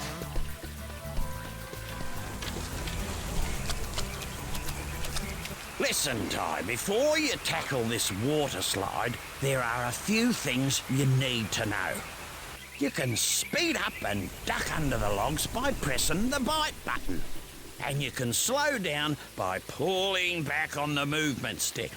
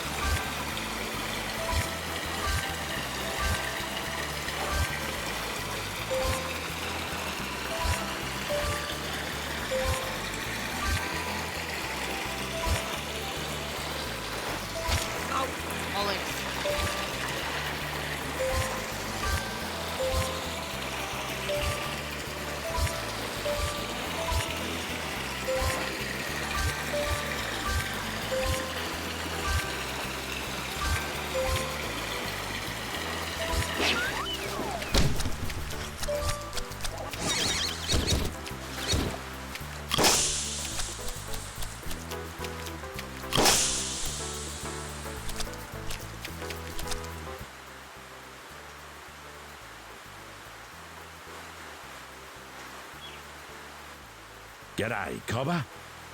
G'day, Ranger Ken. I need a favour, mate. There's a flock of cave bats in there. Cave bats? It's nearly the wet season, and we need to move them out before the caves flood. No worries.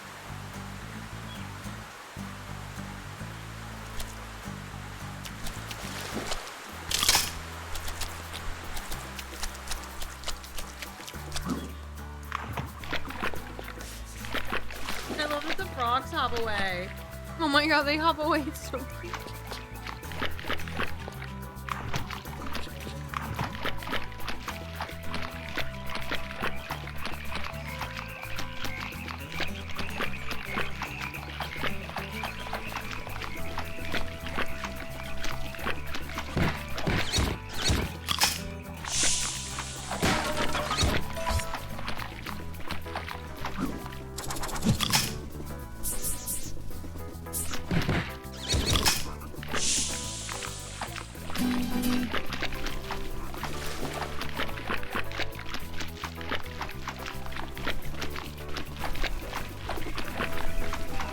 It sounds so sloppy.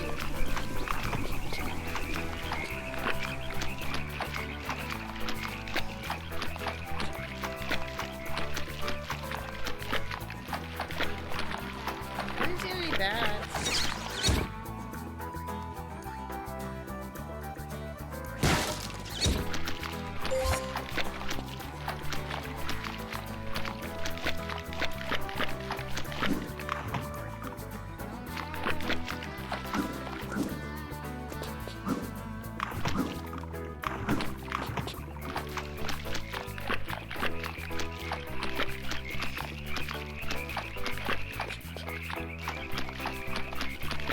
Oh, there they are. I see them.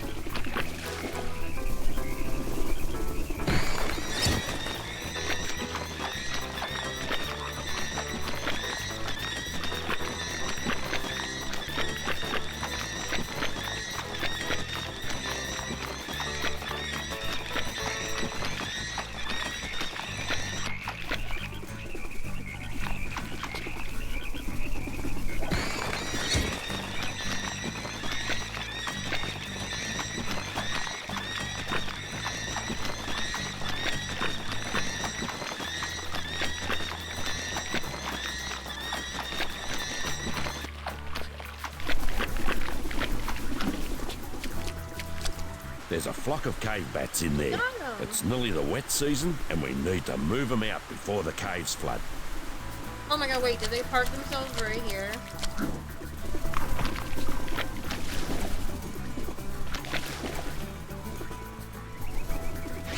On ya, mate. Here's something for your troubles. Oh, you beauty!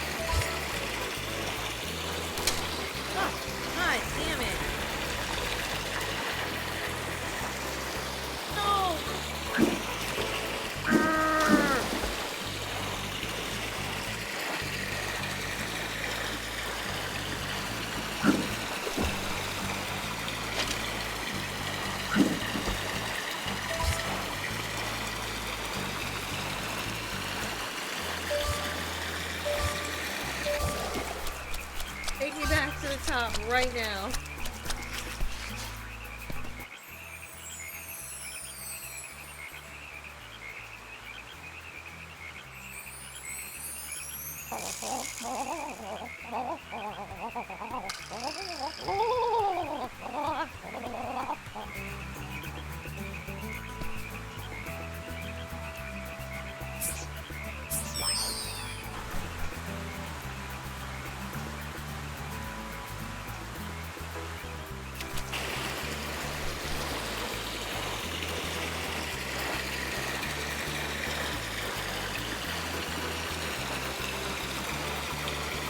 Good news is that if I keep hitting more stuff, I might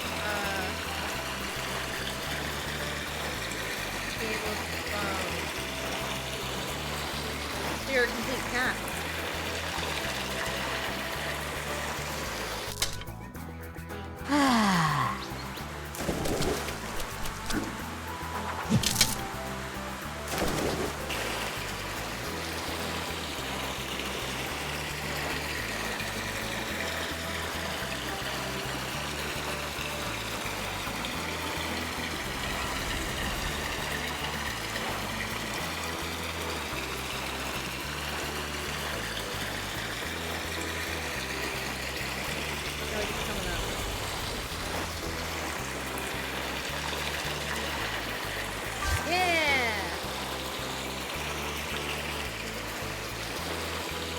Now I gotta do the other side.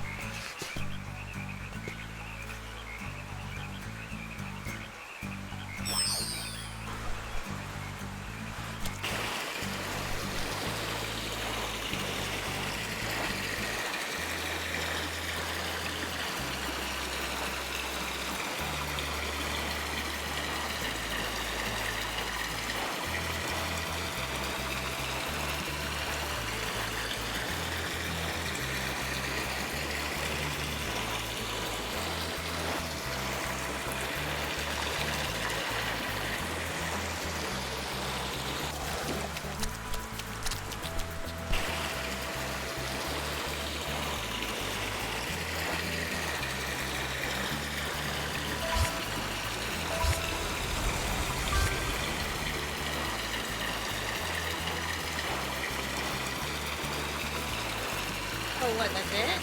There's just those, like, 3?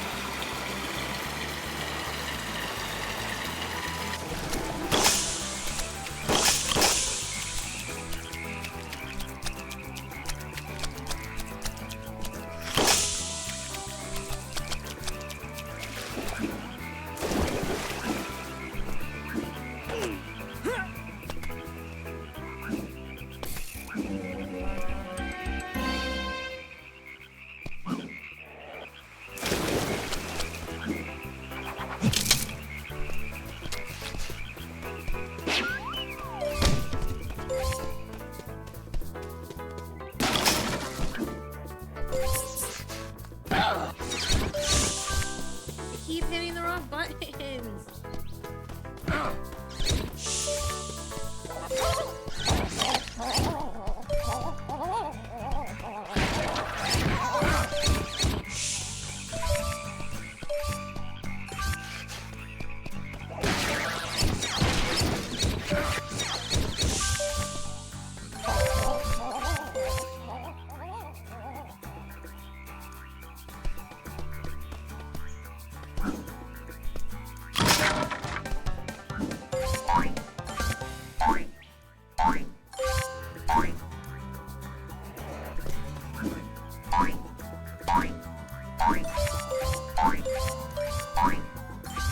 Oh, damn, we're so close. Oh, I'm trying to do it in like one bouncy.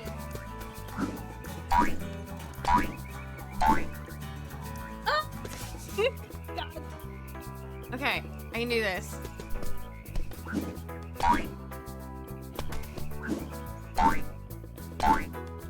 Okay, lock in. I can do this.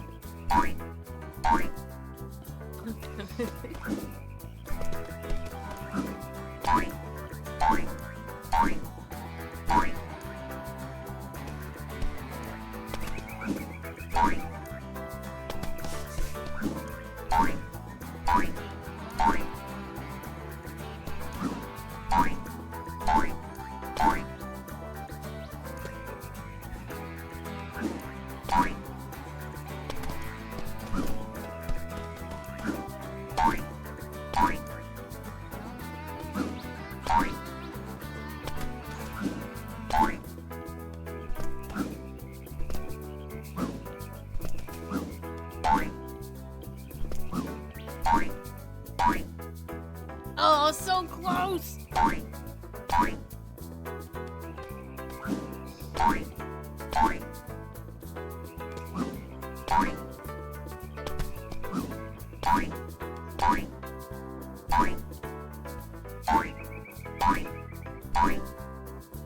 Oh!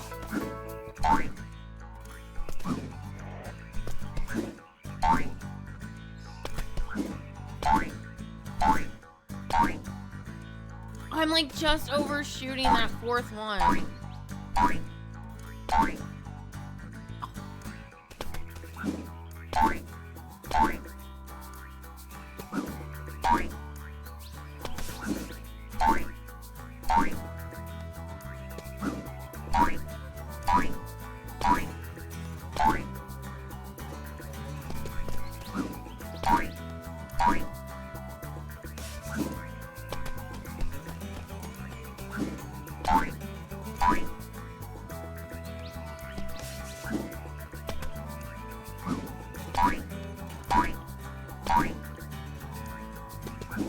A little more towards the like left.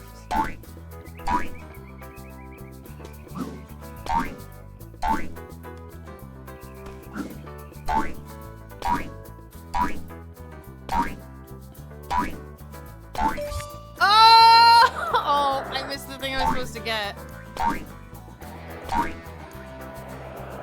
Whatever, I'll take it.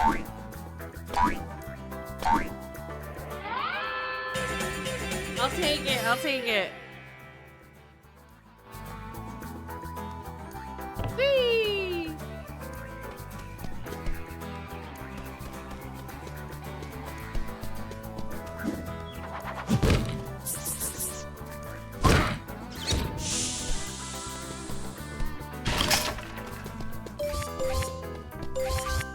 Every time you see me bite, I'm trying to swing my boomerangs. Every time you see me jump, I'm trying to bite. Or swing my boomerangs.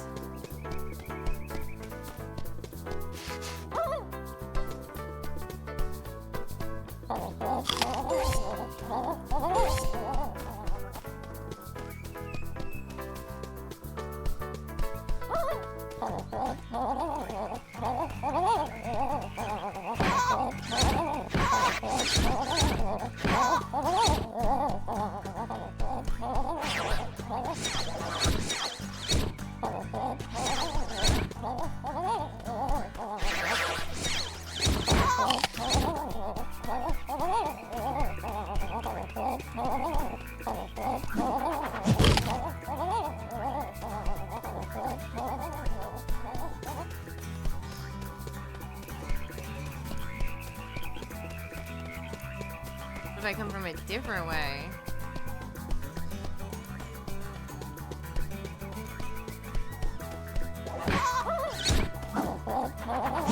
Damn it!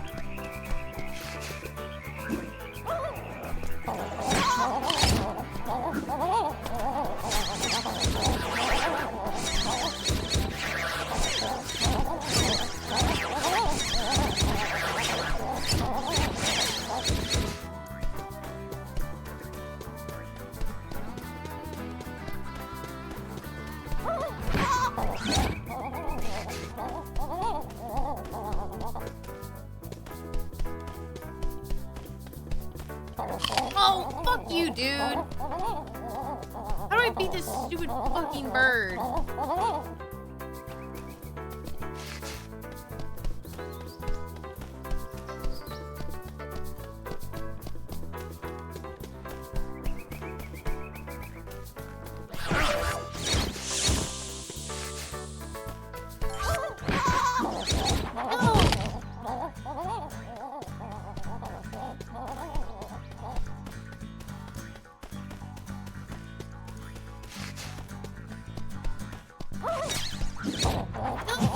Every time I go to try to bite, I jump. This is infuriating.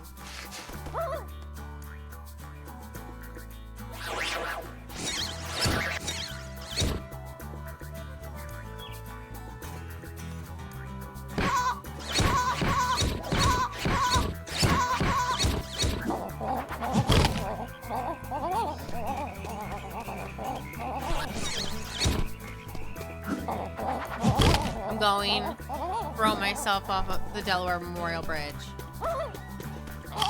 Oh, finally!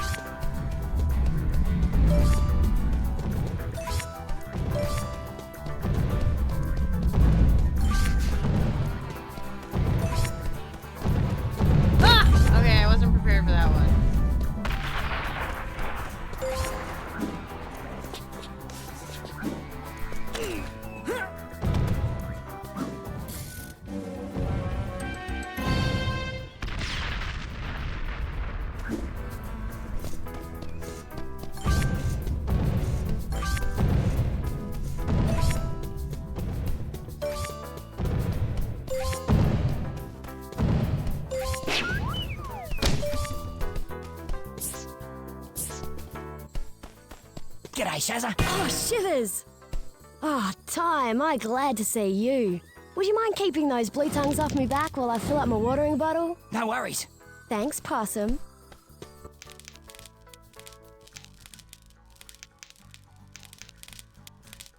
Hit the boulders with your rang so they knock the blue tongues out of the way.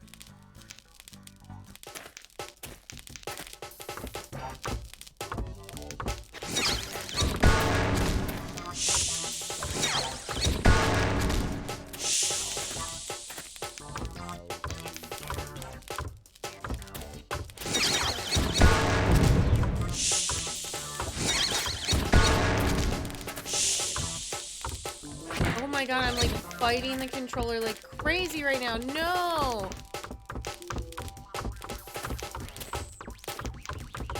Oh my god, it's like not letting me control it. Those scaly thieves took my watering bottle. Good thing I've got a backup. Almost there. Let's have another go.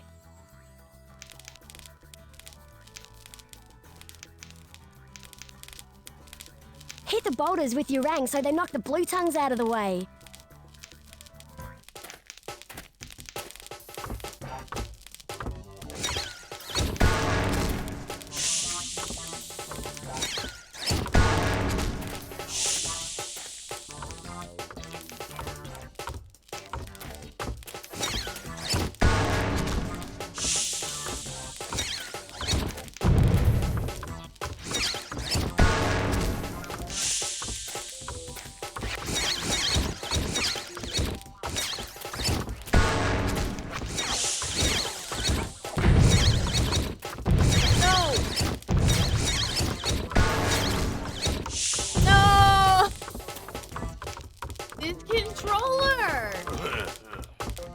Scaly thieves took my watering bottle. Help! Good thing I've got a backup. Almost there. Let's have another go.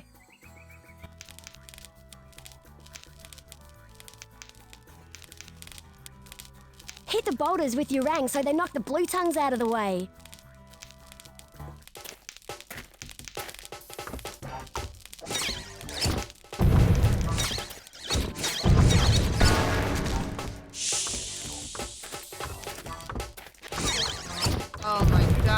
suck at this.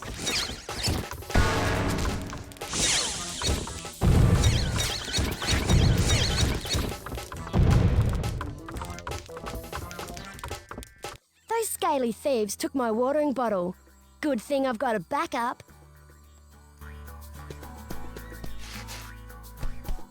Almost there. Let's have another go.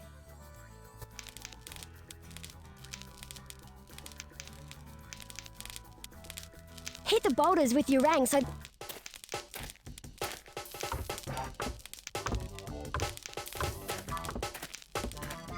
Oh, now they can go... Wasn't even responding.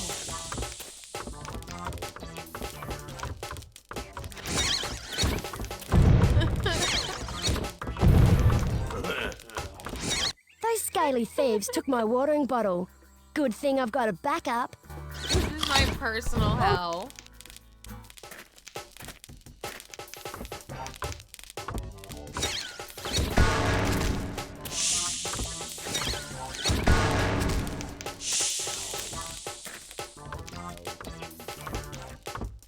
No!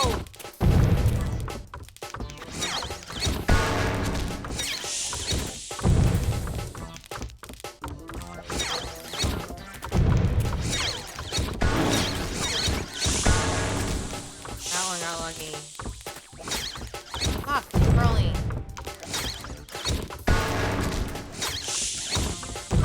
Late. Too late. Those scaly thieves took my watering bottle. Good thing I've got a backup. Oh, good thing I've got a backup. Hit the boulders with your rang so they knock the blue tongues out of the way.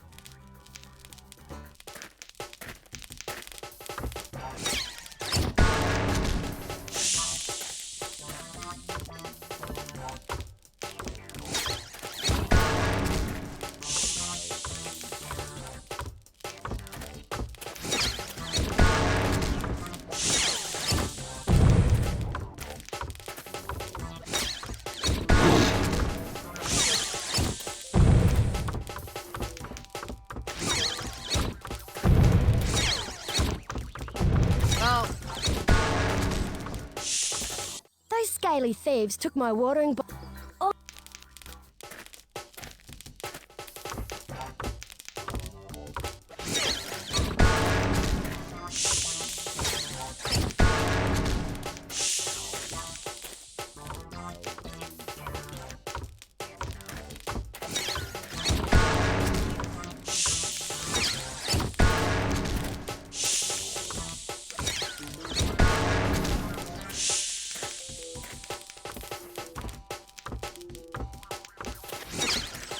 I like that it kind of sounds like he has heels on.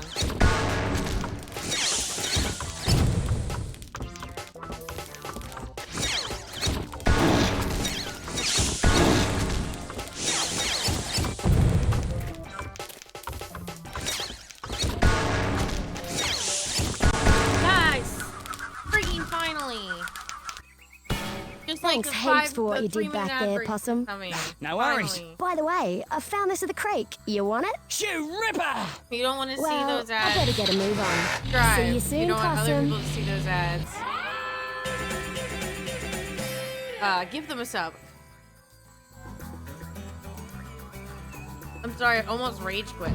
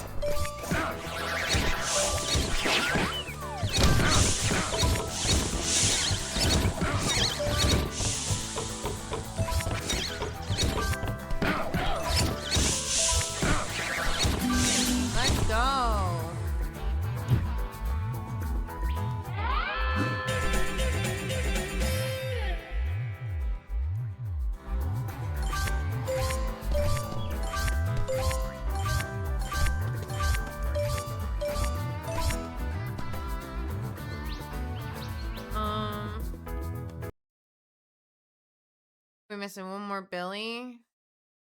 Oh, is he down there?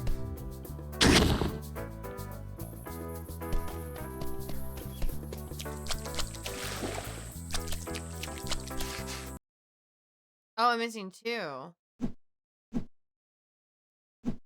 Well, 2 Billies. Bilby.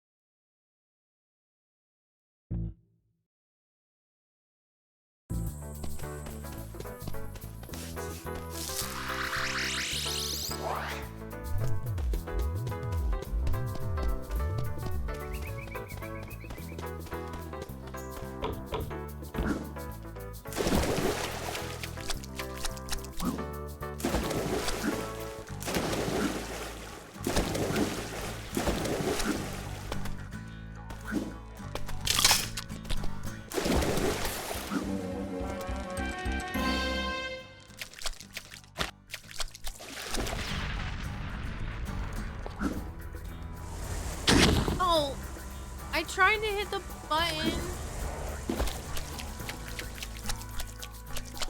I thought I remember seeing another cave over here, not just like... Maybe I was wrong.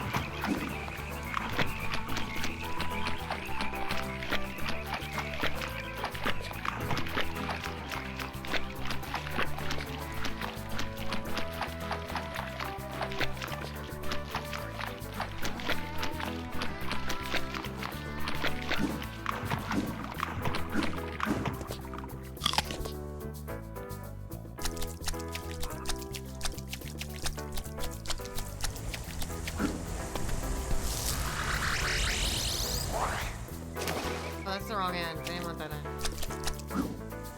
Oh, hey, one of those boxes.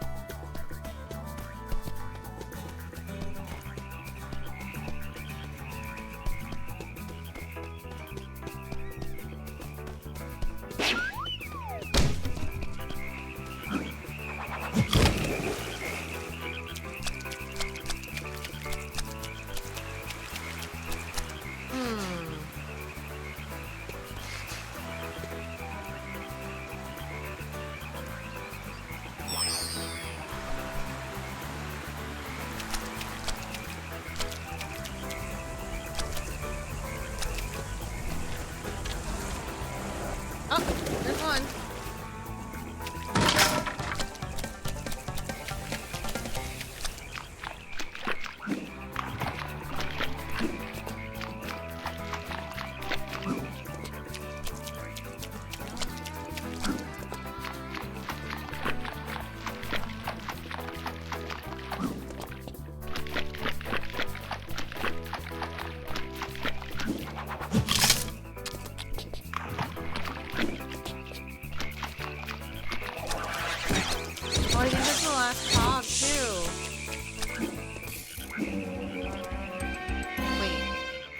12 cup.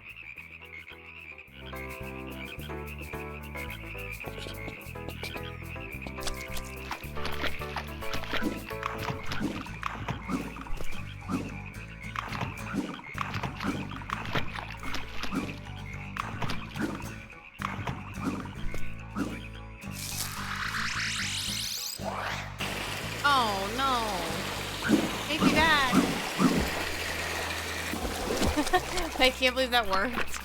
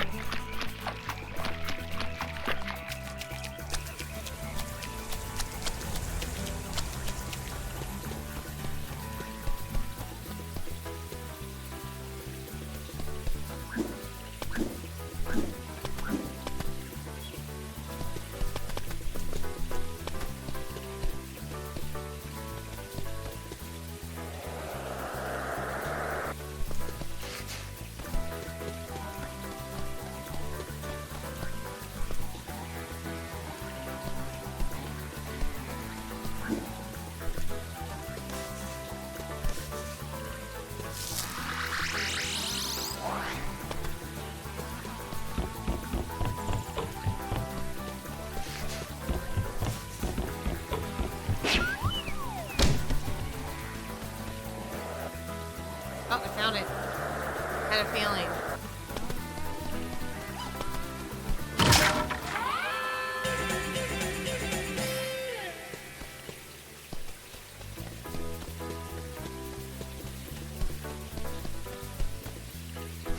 Awesome.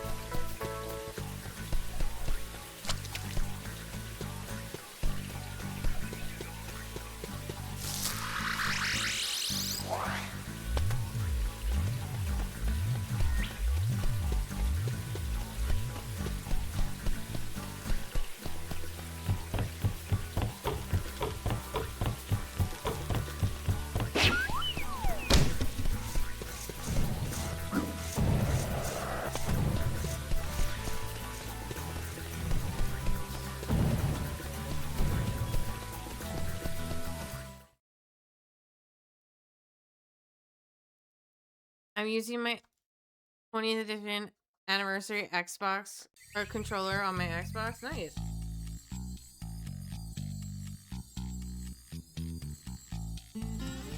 You know, I was just thinking about how, like, there's been very few, like, new games. Like, when I was your age, there was, like, all kinds of, like, new and fun and interesting games that were, like, trying different things. And now I feel like it's just, like, all the same, like, 5 games. Jolly good, Ty. You've collected enough Thunder Eggs to power the machine. Let's give it a go, shall we? Outstanding! Simply outstanding! The energy levels are off the scale, and yes, I've got a lock on one of the talismans. Stand back, Ty. It's coming through.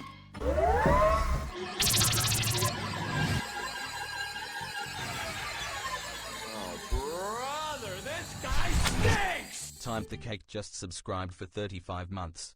Almost 3 years. How has the time flown by this much? Well, it's actually longer than that, because, like... Oh, fuck! God damn it, I wasn't paying attention.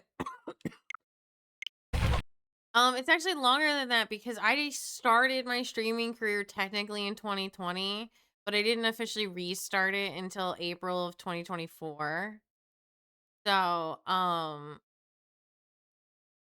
yeah, I appreciate every month, every year you're with me, Tim. Think a lot about it might have to do with modern day game engines that are like capitalism.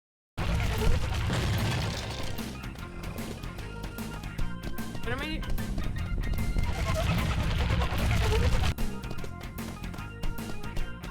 Okay, I vaguely remember this.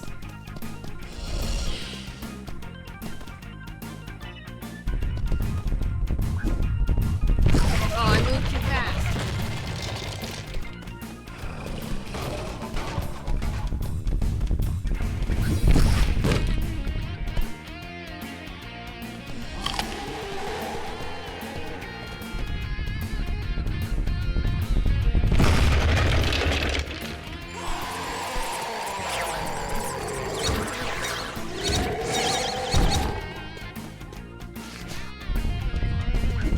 Oh, shit.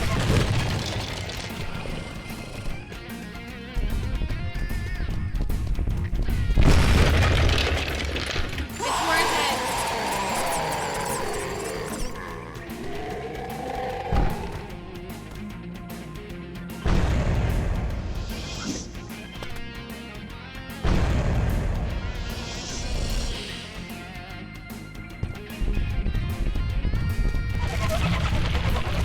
Oh, boo!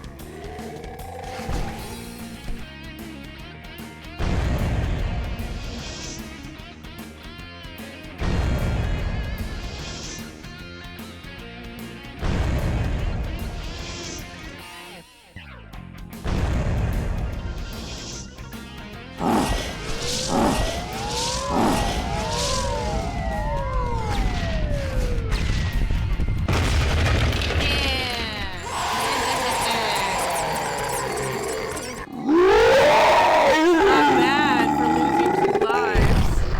Maybe 3.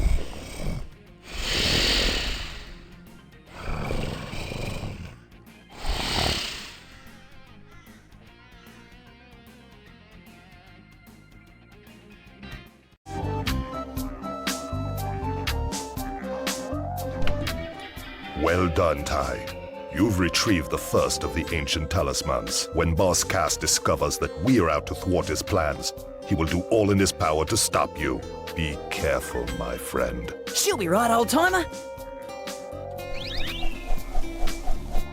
Struck me lucky you actually found the talisman. I just might have bet on the wrong horse. Anyway, mate, Julius has got a present for you at his lab.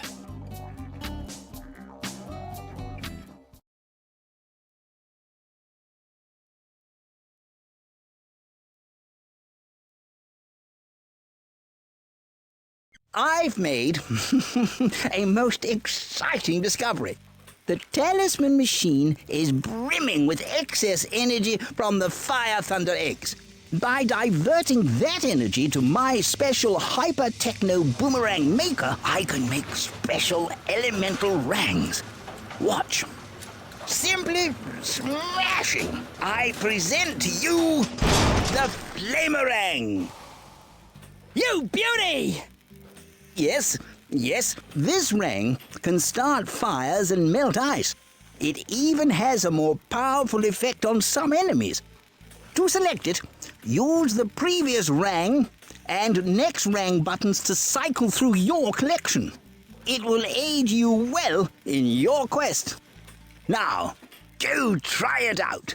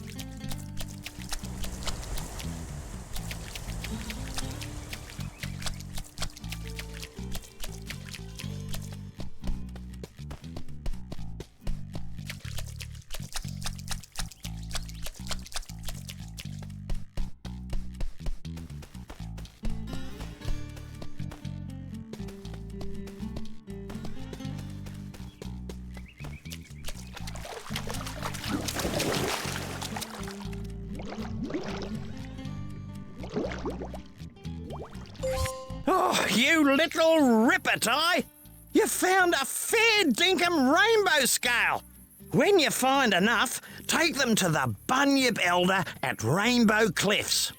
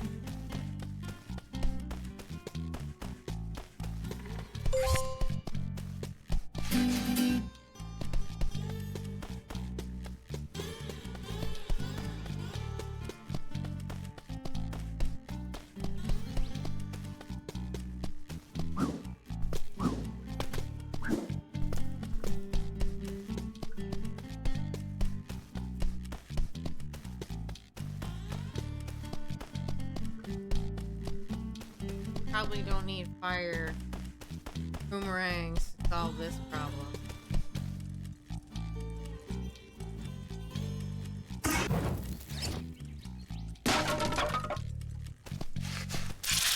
Oh! Alright, well, that'll have to wait.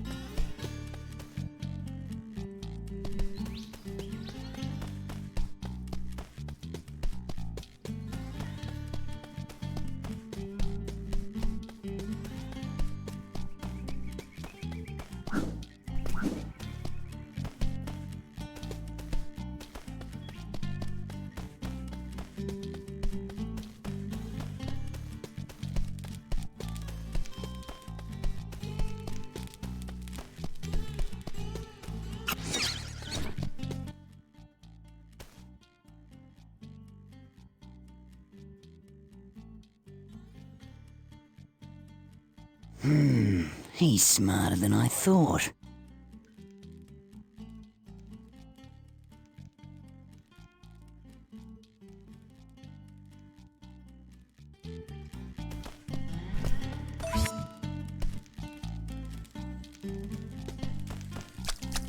I imagine we shall do quite well here, because it's a perfect focal point for the talisman machine.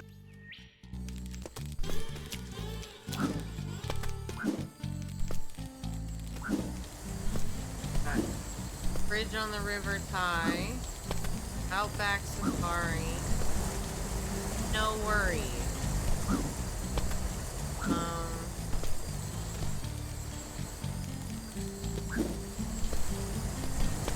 Let's do no worries.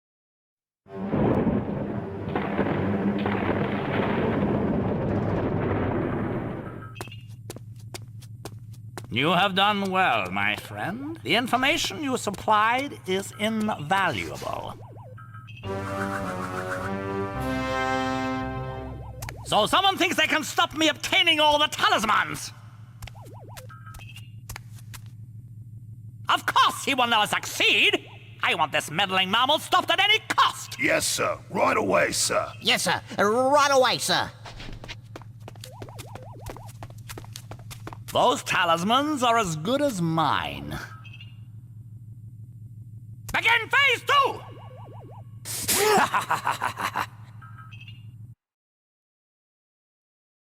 I totally forgot the plot of this game outside of like collecting stuff. Check out these amazing snowy mountains.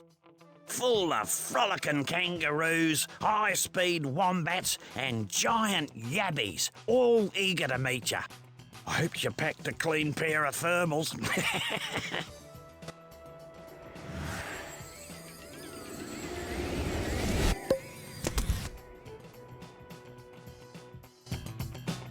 Oh, this is bad. Really bad. While the children were playing in the snow when that little scamp Bernie accidentally caused an avalanche. I can hear them call out, but I can't see them. No worries, Sheila. I'll find them for you. Koalas have very bad eyesight.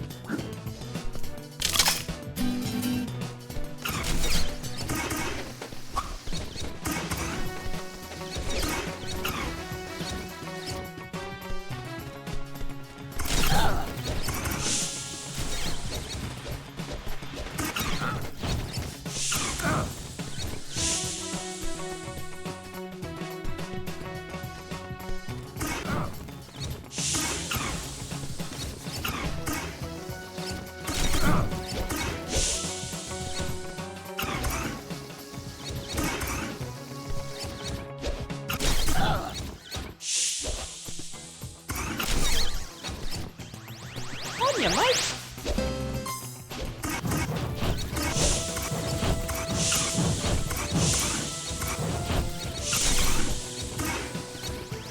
Oh, cheers.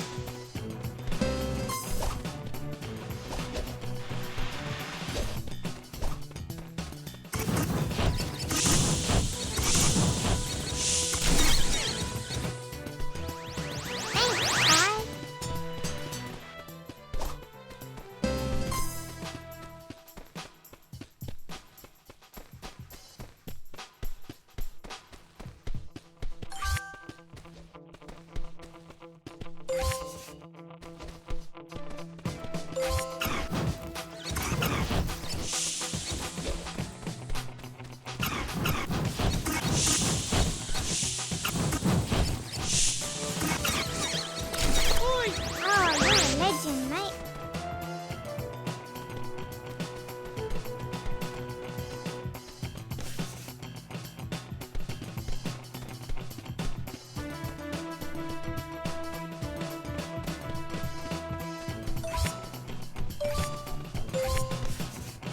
The snow has compacted here, mate, so it's pretty slippery.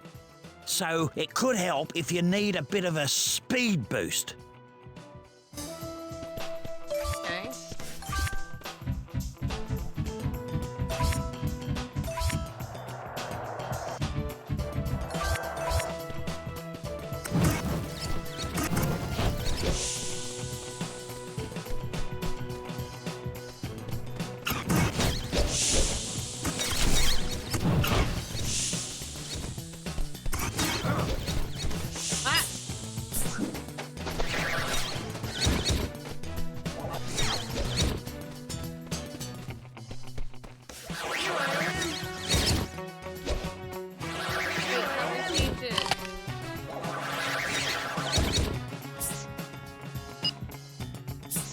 Over here.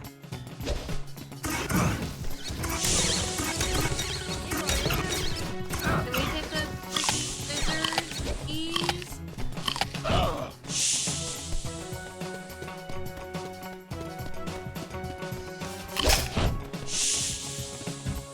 I heard kids. Over here.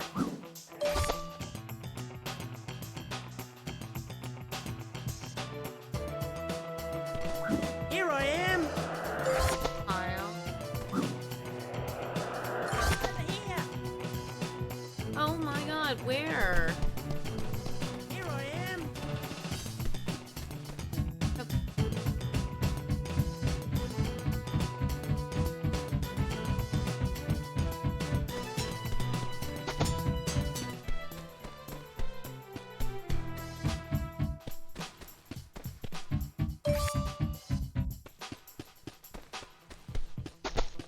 Oh, right there. Oh, okay.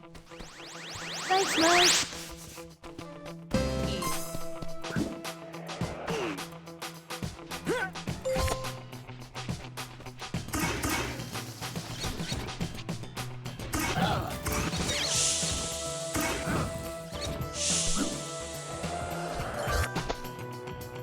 I like the spy music.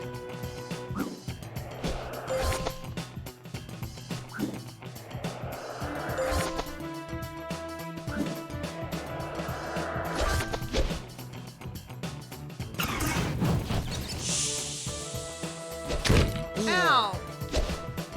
Kangaroo.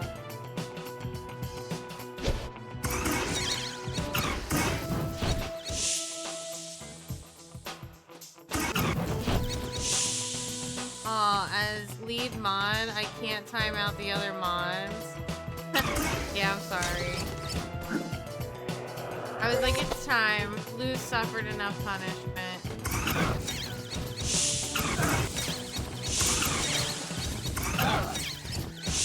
I also don't know what's different about lead mod compared to like regular mod.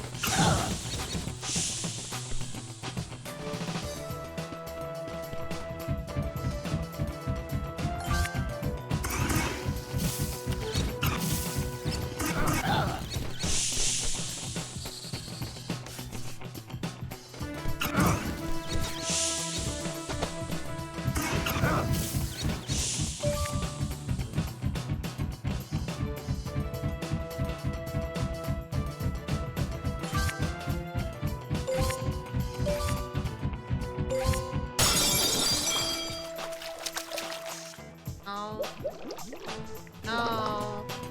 No. Swim up. Thank you.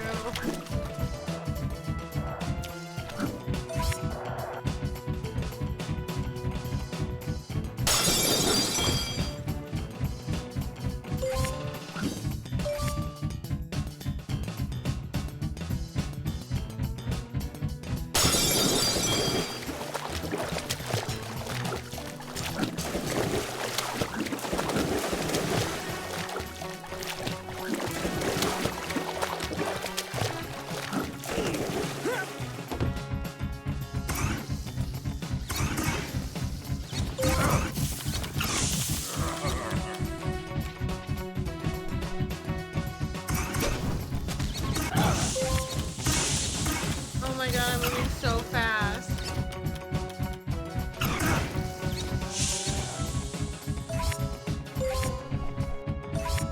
Steady on, mate. The ice on these lakes is very thin, mate. Tread carefully or you'll break it.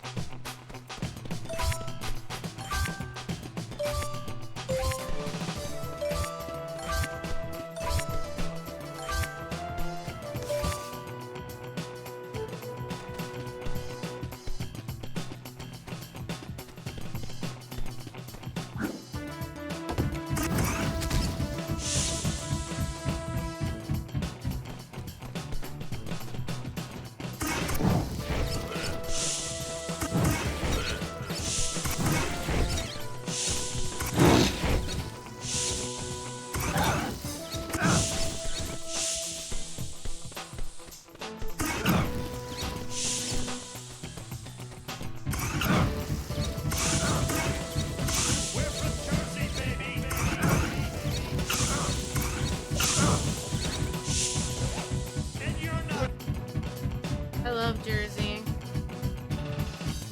Heard the Eagles lost last night.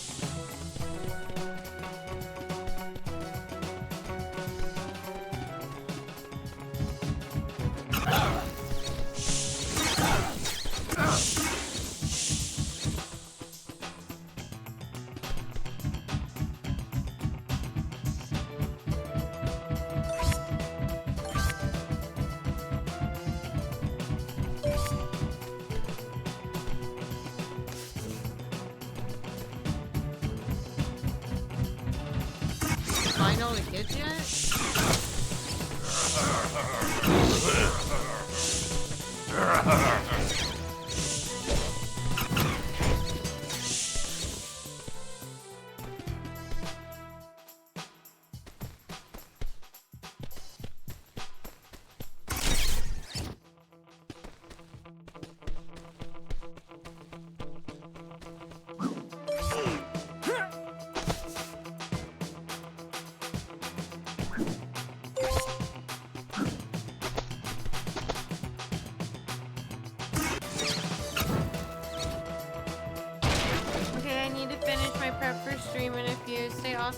I will. I'll write into you.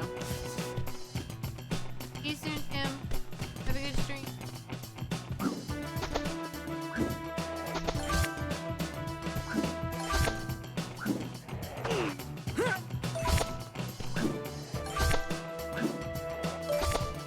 No!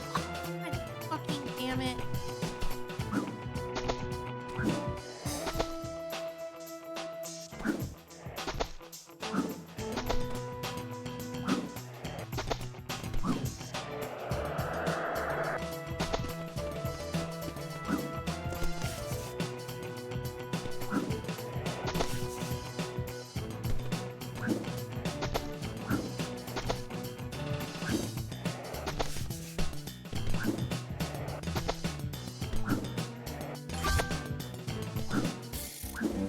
Oh, that took longer than I wanted it to.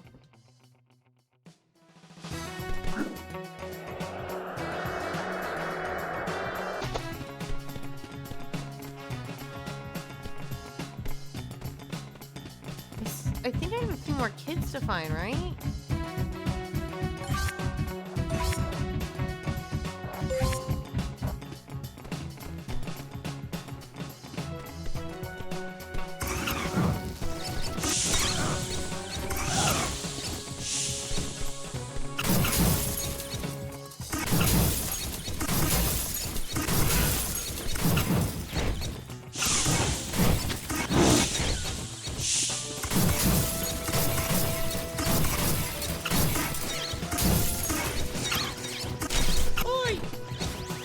Work, son.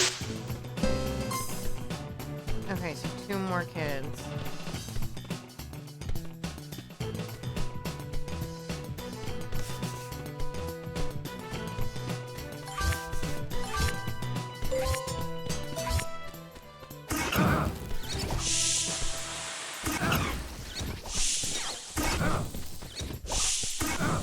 Over here.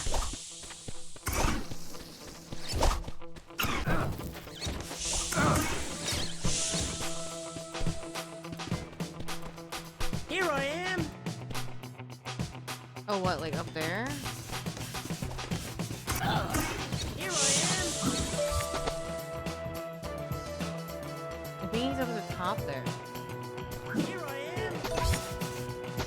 Here I am.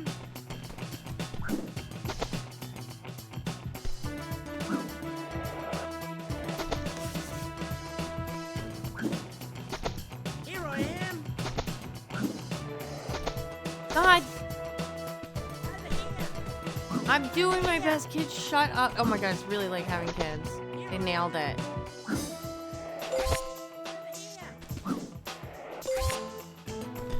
Over here. Oh, you're a good one, mate.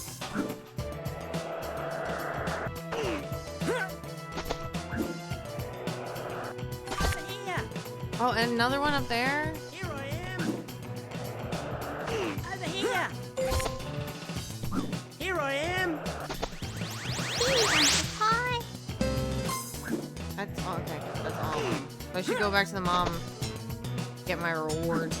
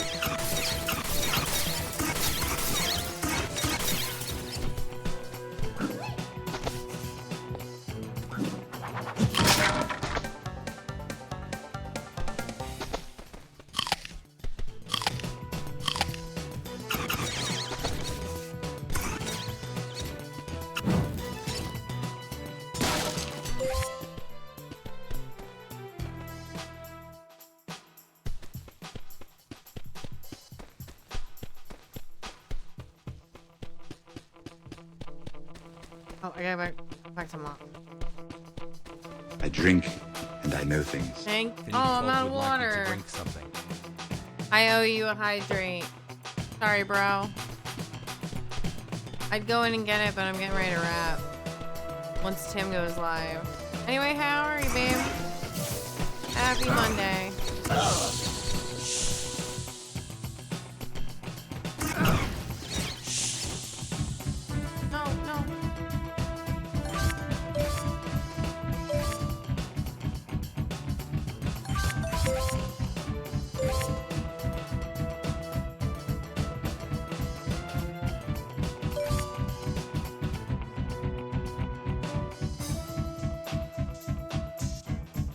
A little bit more. All right. I am thirsty though, you're not wrong. That's a good call.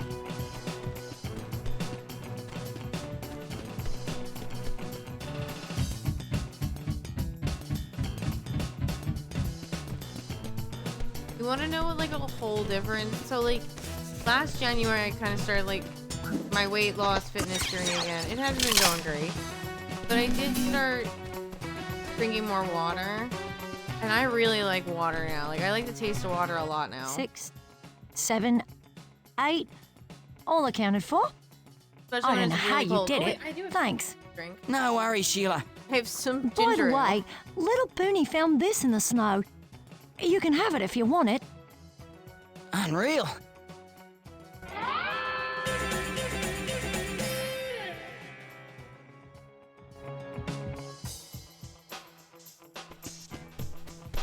All right.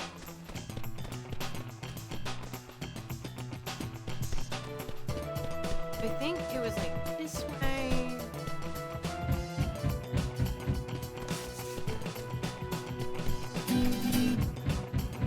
Down this way.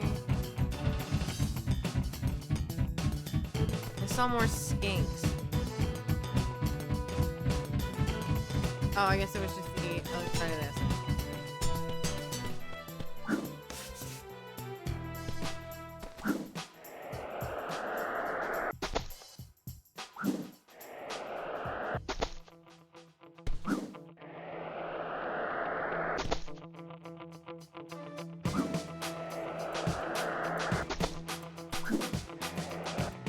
No! Fuck! Same spot! God damn it, son of a bitch.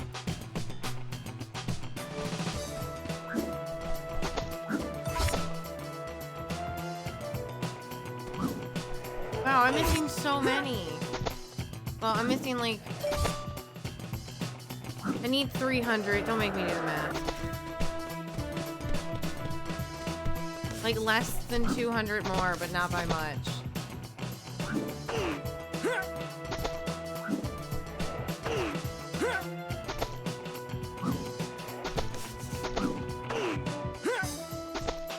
I think I'm okay. Oh, right, but I haven't been like to the other half of the map.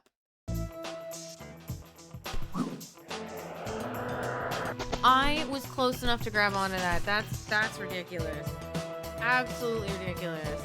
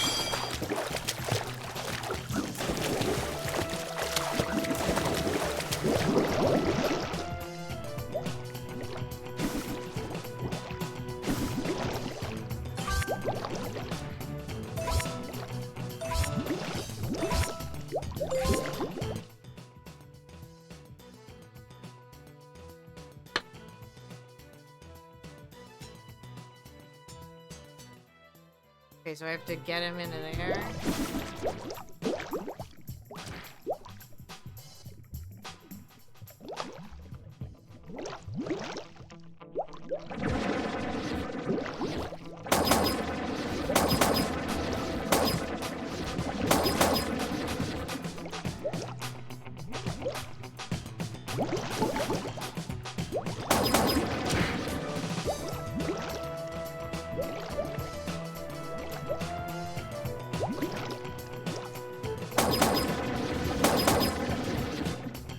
Wait, where?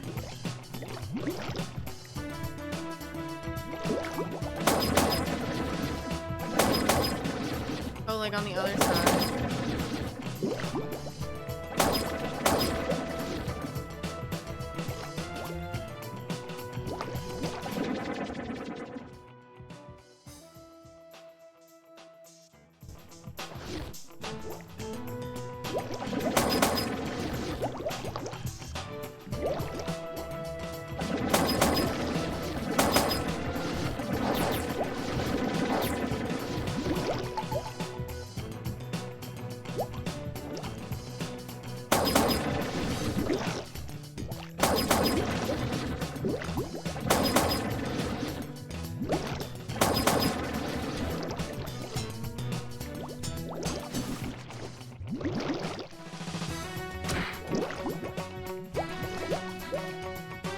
Yeah, get so mad at me, you follow me. Oh, let me go the right way, though.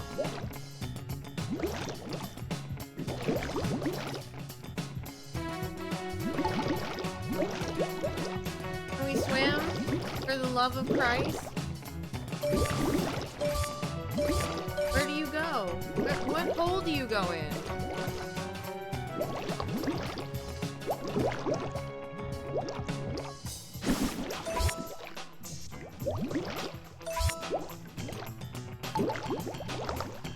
Oh my god, back here? Oh my goodness.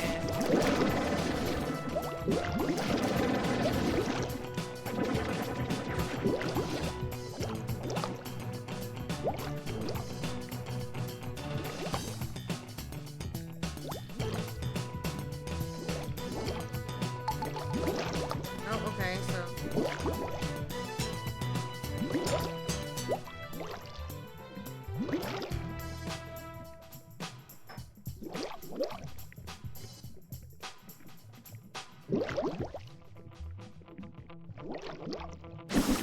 Well, now that I know where it is.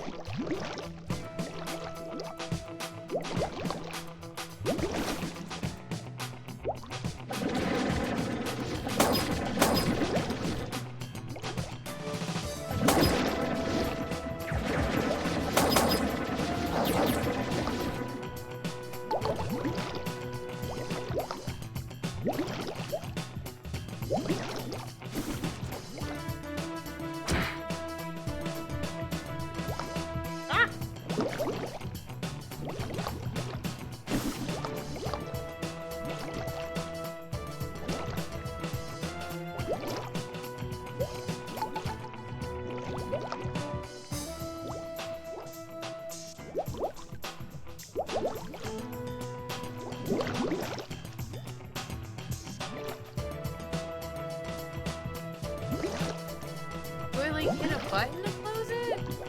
Or does it like automatically?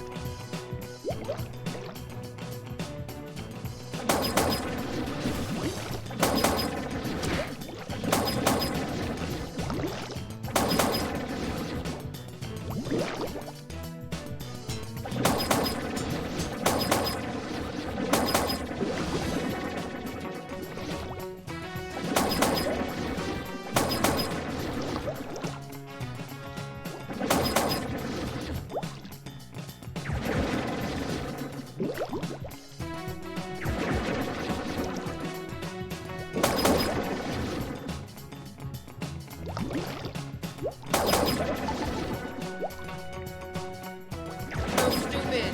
Who invented this quest line? Ah, crap.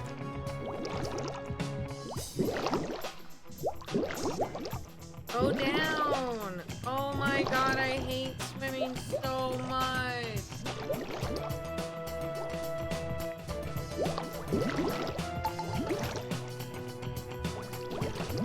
I do to get her trapped in there?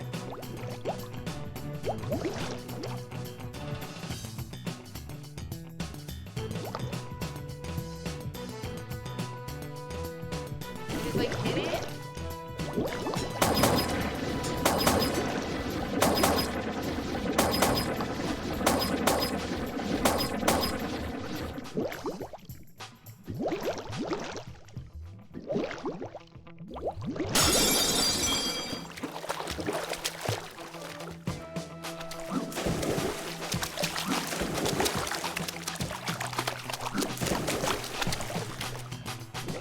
Okay, well, I'm gonna go down this other tunnel.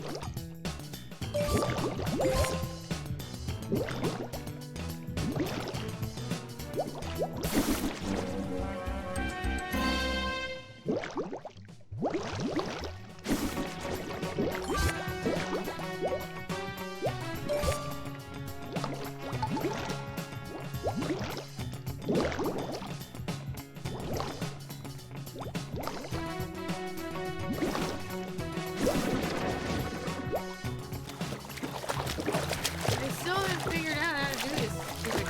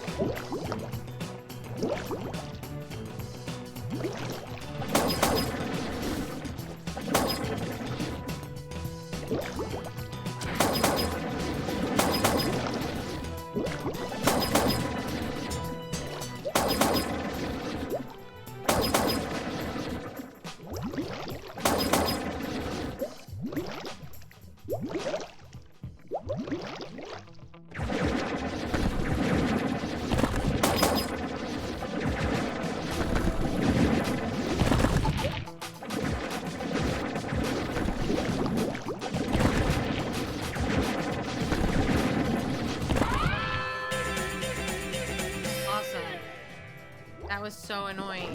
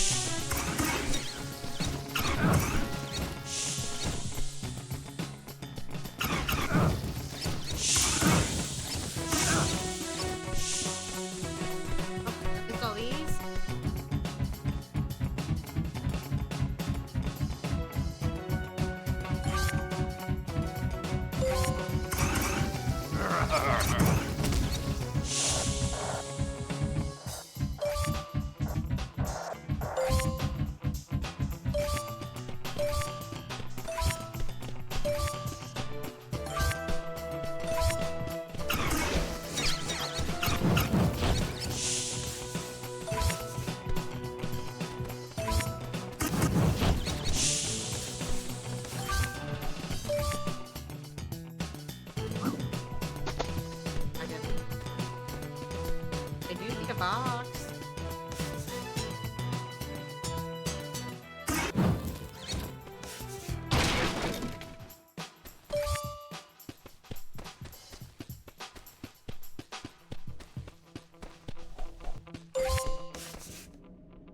Now this mill belongs to that galah, Boss Cass.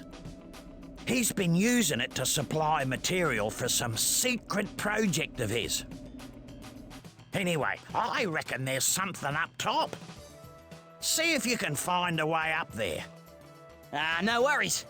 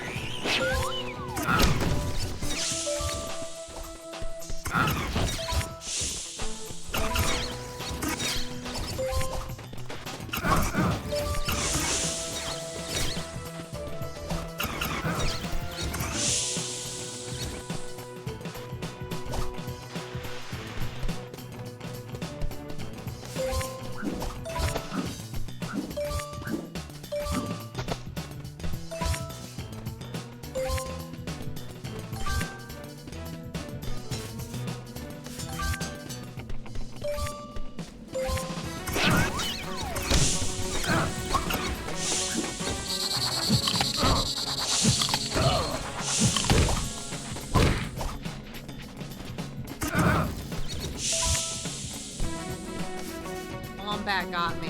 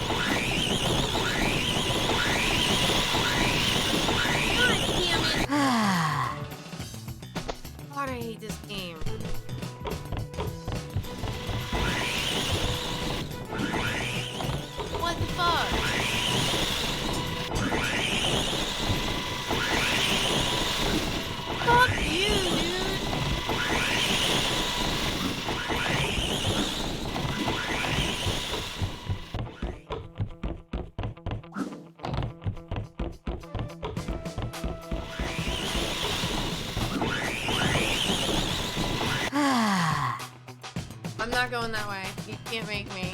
No, there's no way. There's not a snowball's chance in hell I'm going that way.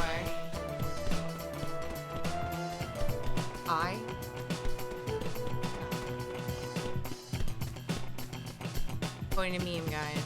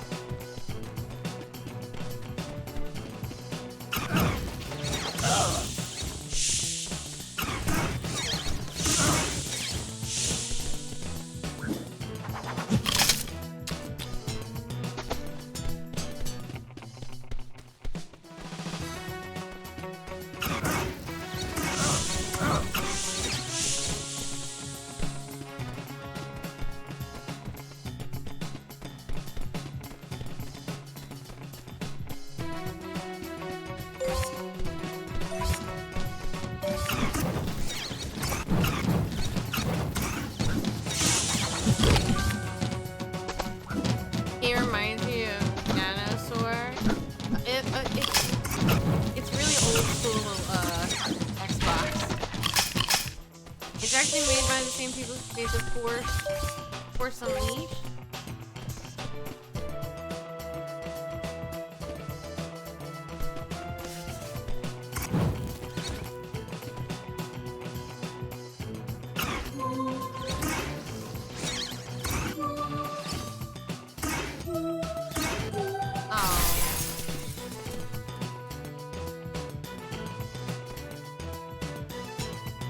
It's very Australian too.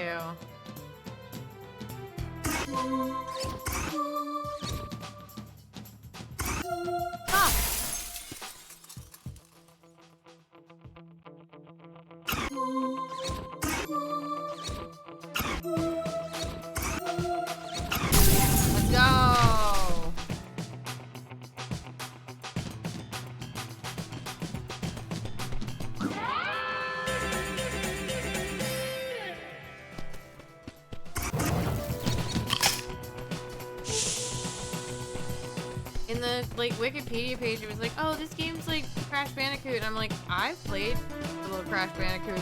Game is a little decently different. Oh, a different hole.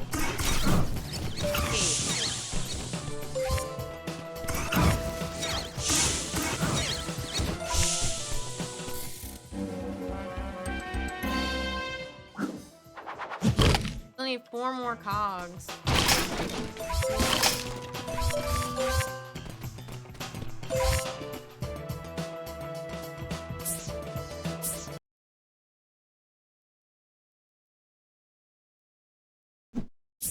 Oh, okay. That's how you tell. Okay, so I need 4 more cogs.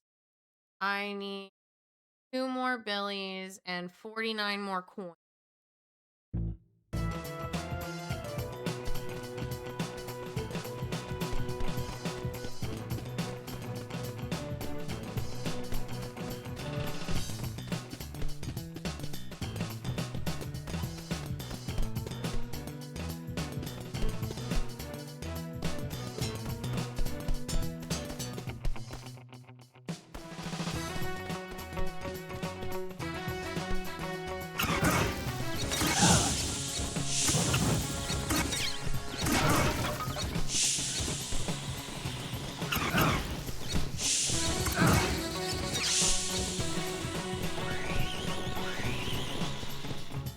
Wait, I thought I hit a box. Oh, I did. Crate. I think. There was like I remember seeing like a switch. Yeah, and those things up there. And so like I wonder how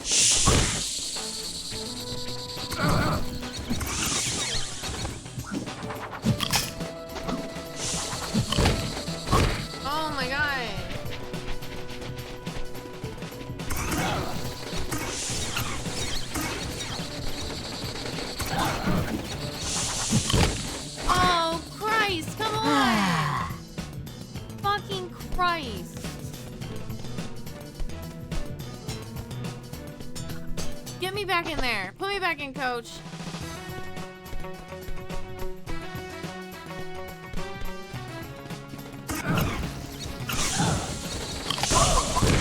Okay, biting is too slow.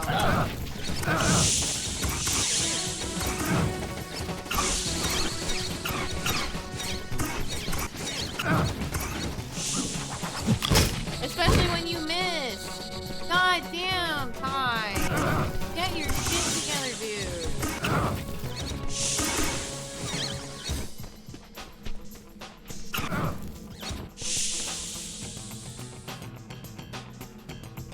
I don't get anything for that.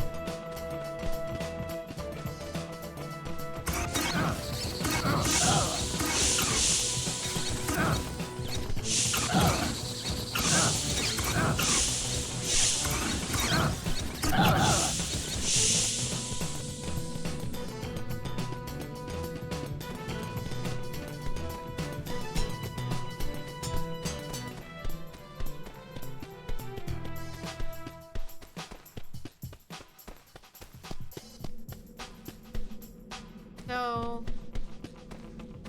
I guess I do kind of have to go this thing.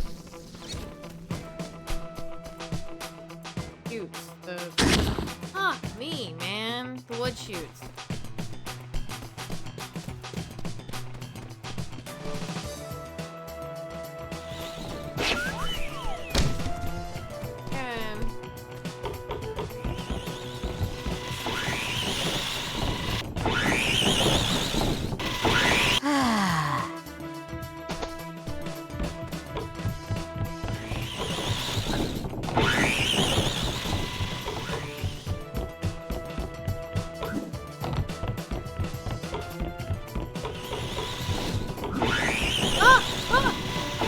Oh my god, I got so freaking lucky right there.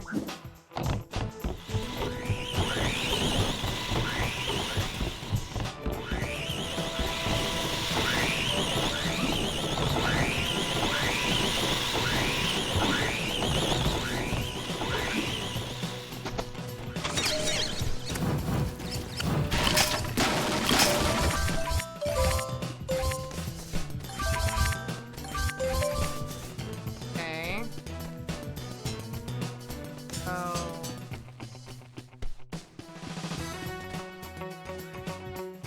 That's the line. Just.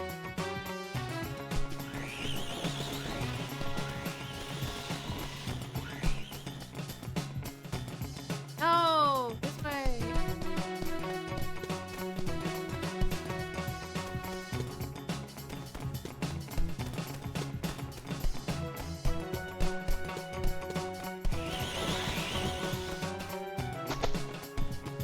I'm so glad I didn't take like fall damage there. Oh my god.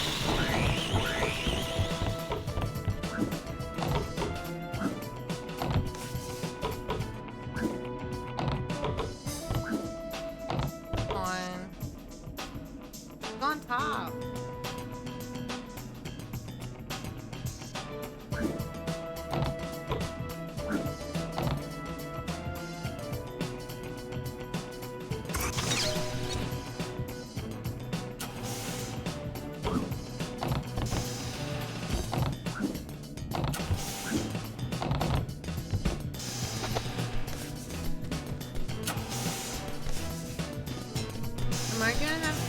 Oh!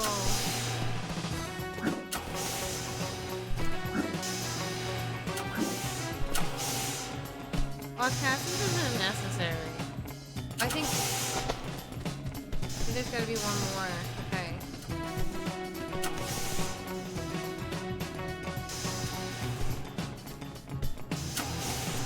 When I finish, when I get this Thunder Egg, I'm gonna wrap for the night. We're gonna raid, as long as Tim's live, we'll raid into it.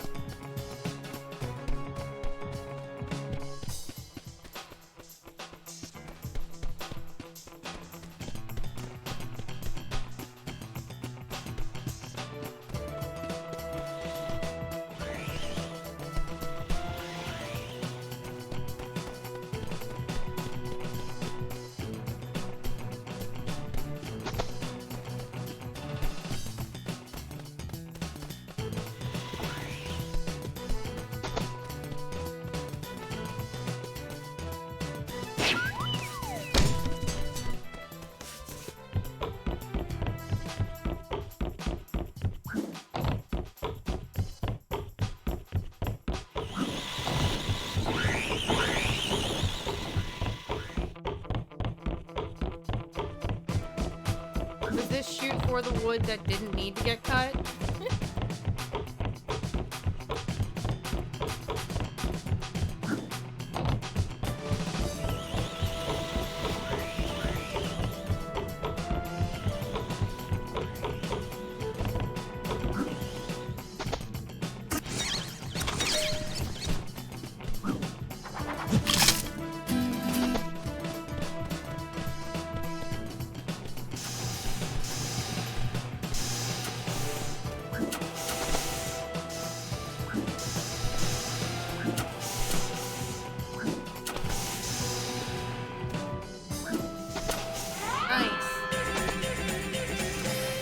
Oh, you can see like the top of the level from here.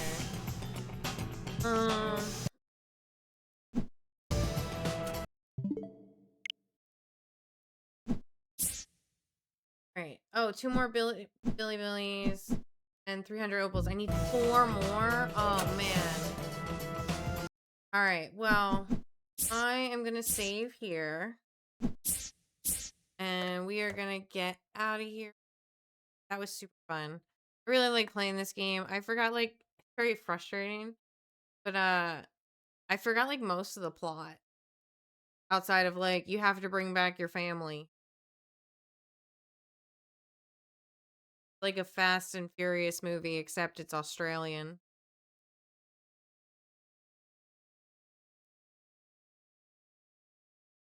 Okay, so the schedule's posted in the Discord this week because it's a little wonky because like there's half days, there's doctor's appointments, there's all kinds of things going on this coming week.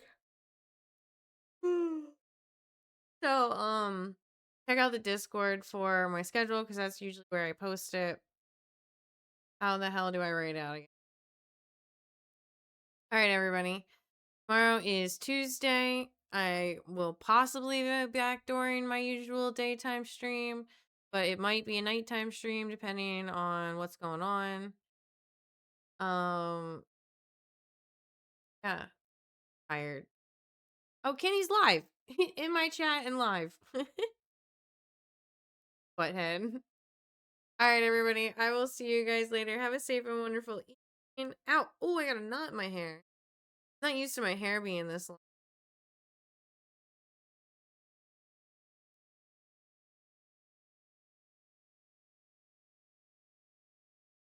All right. See, wait, it's not letting me raid now. There we go. Why is it not letting me raid?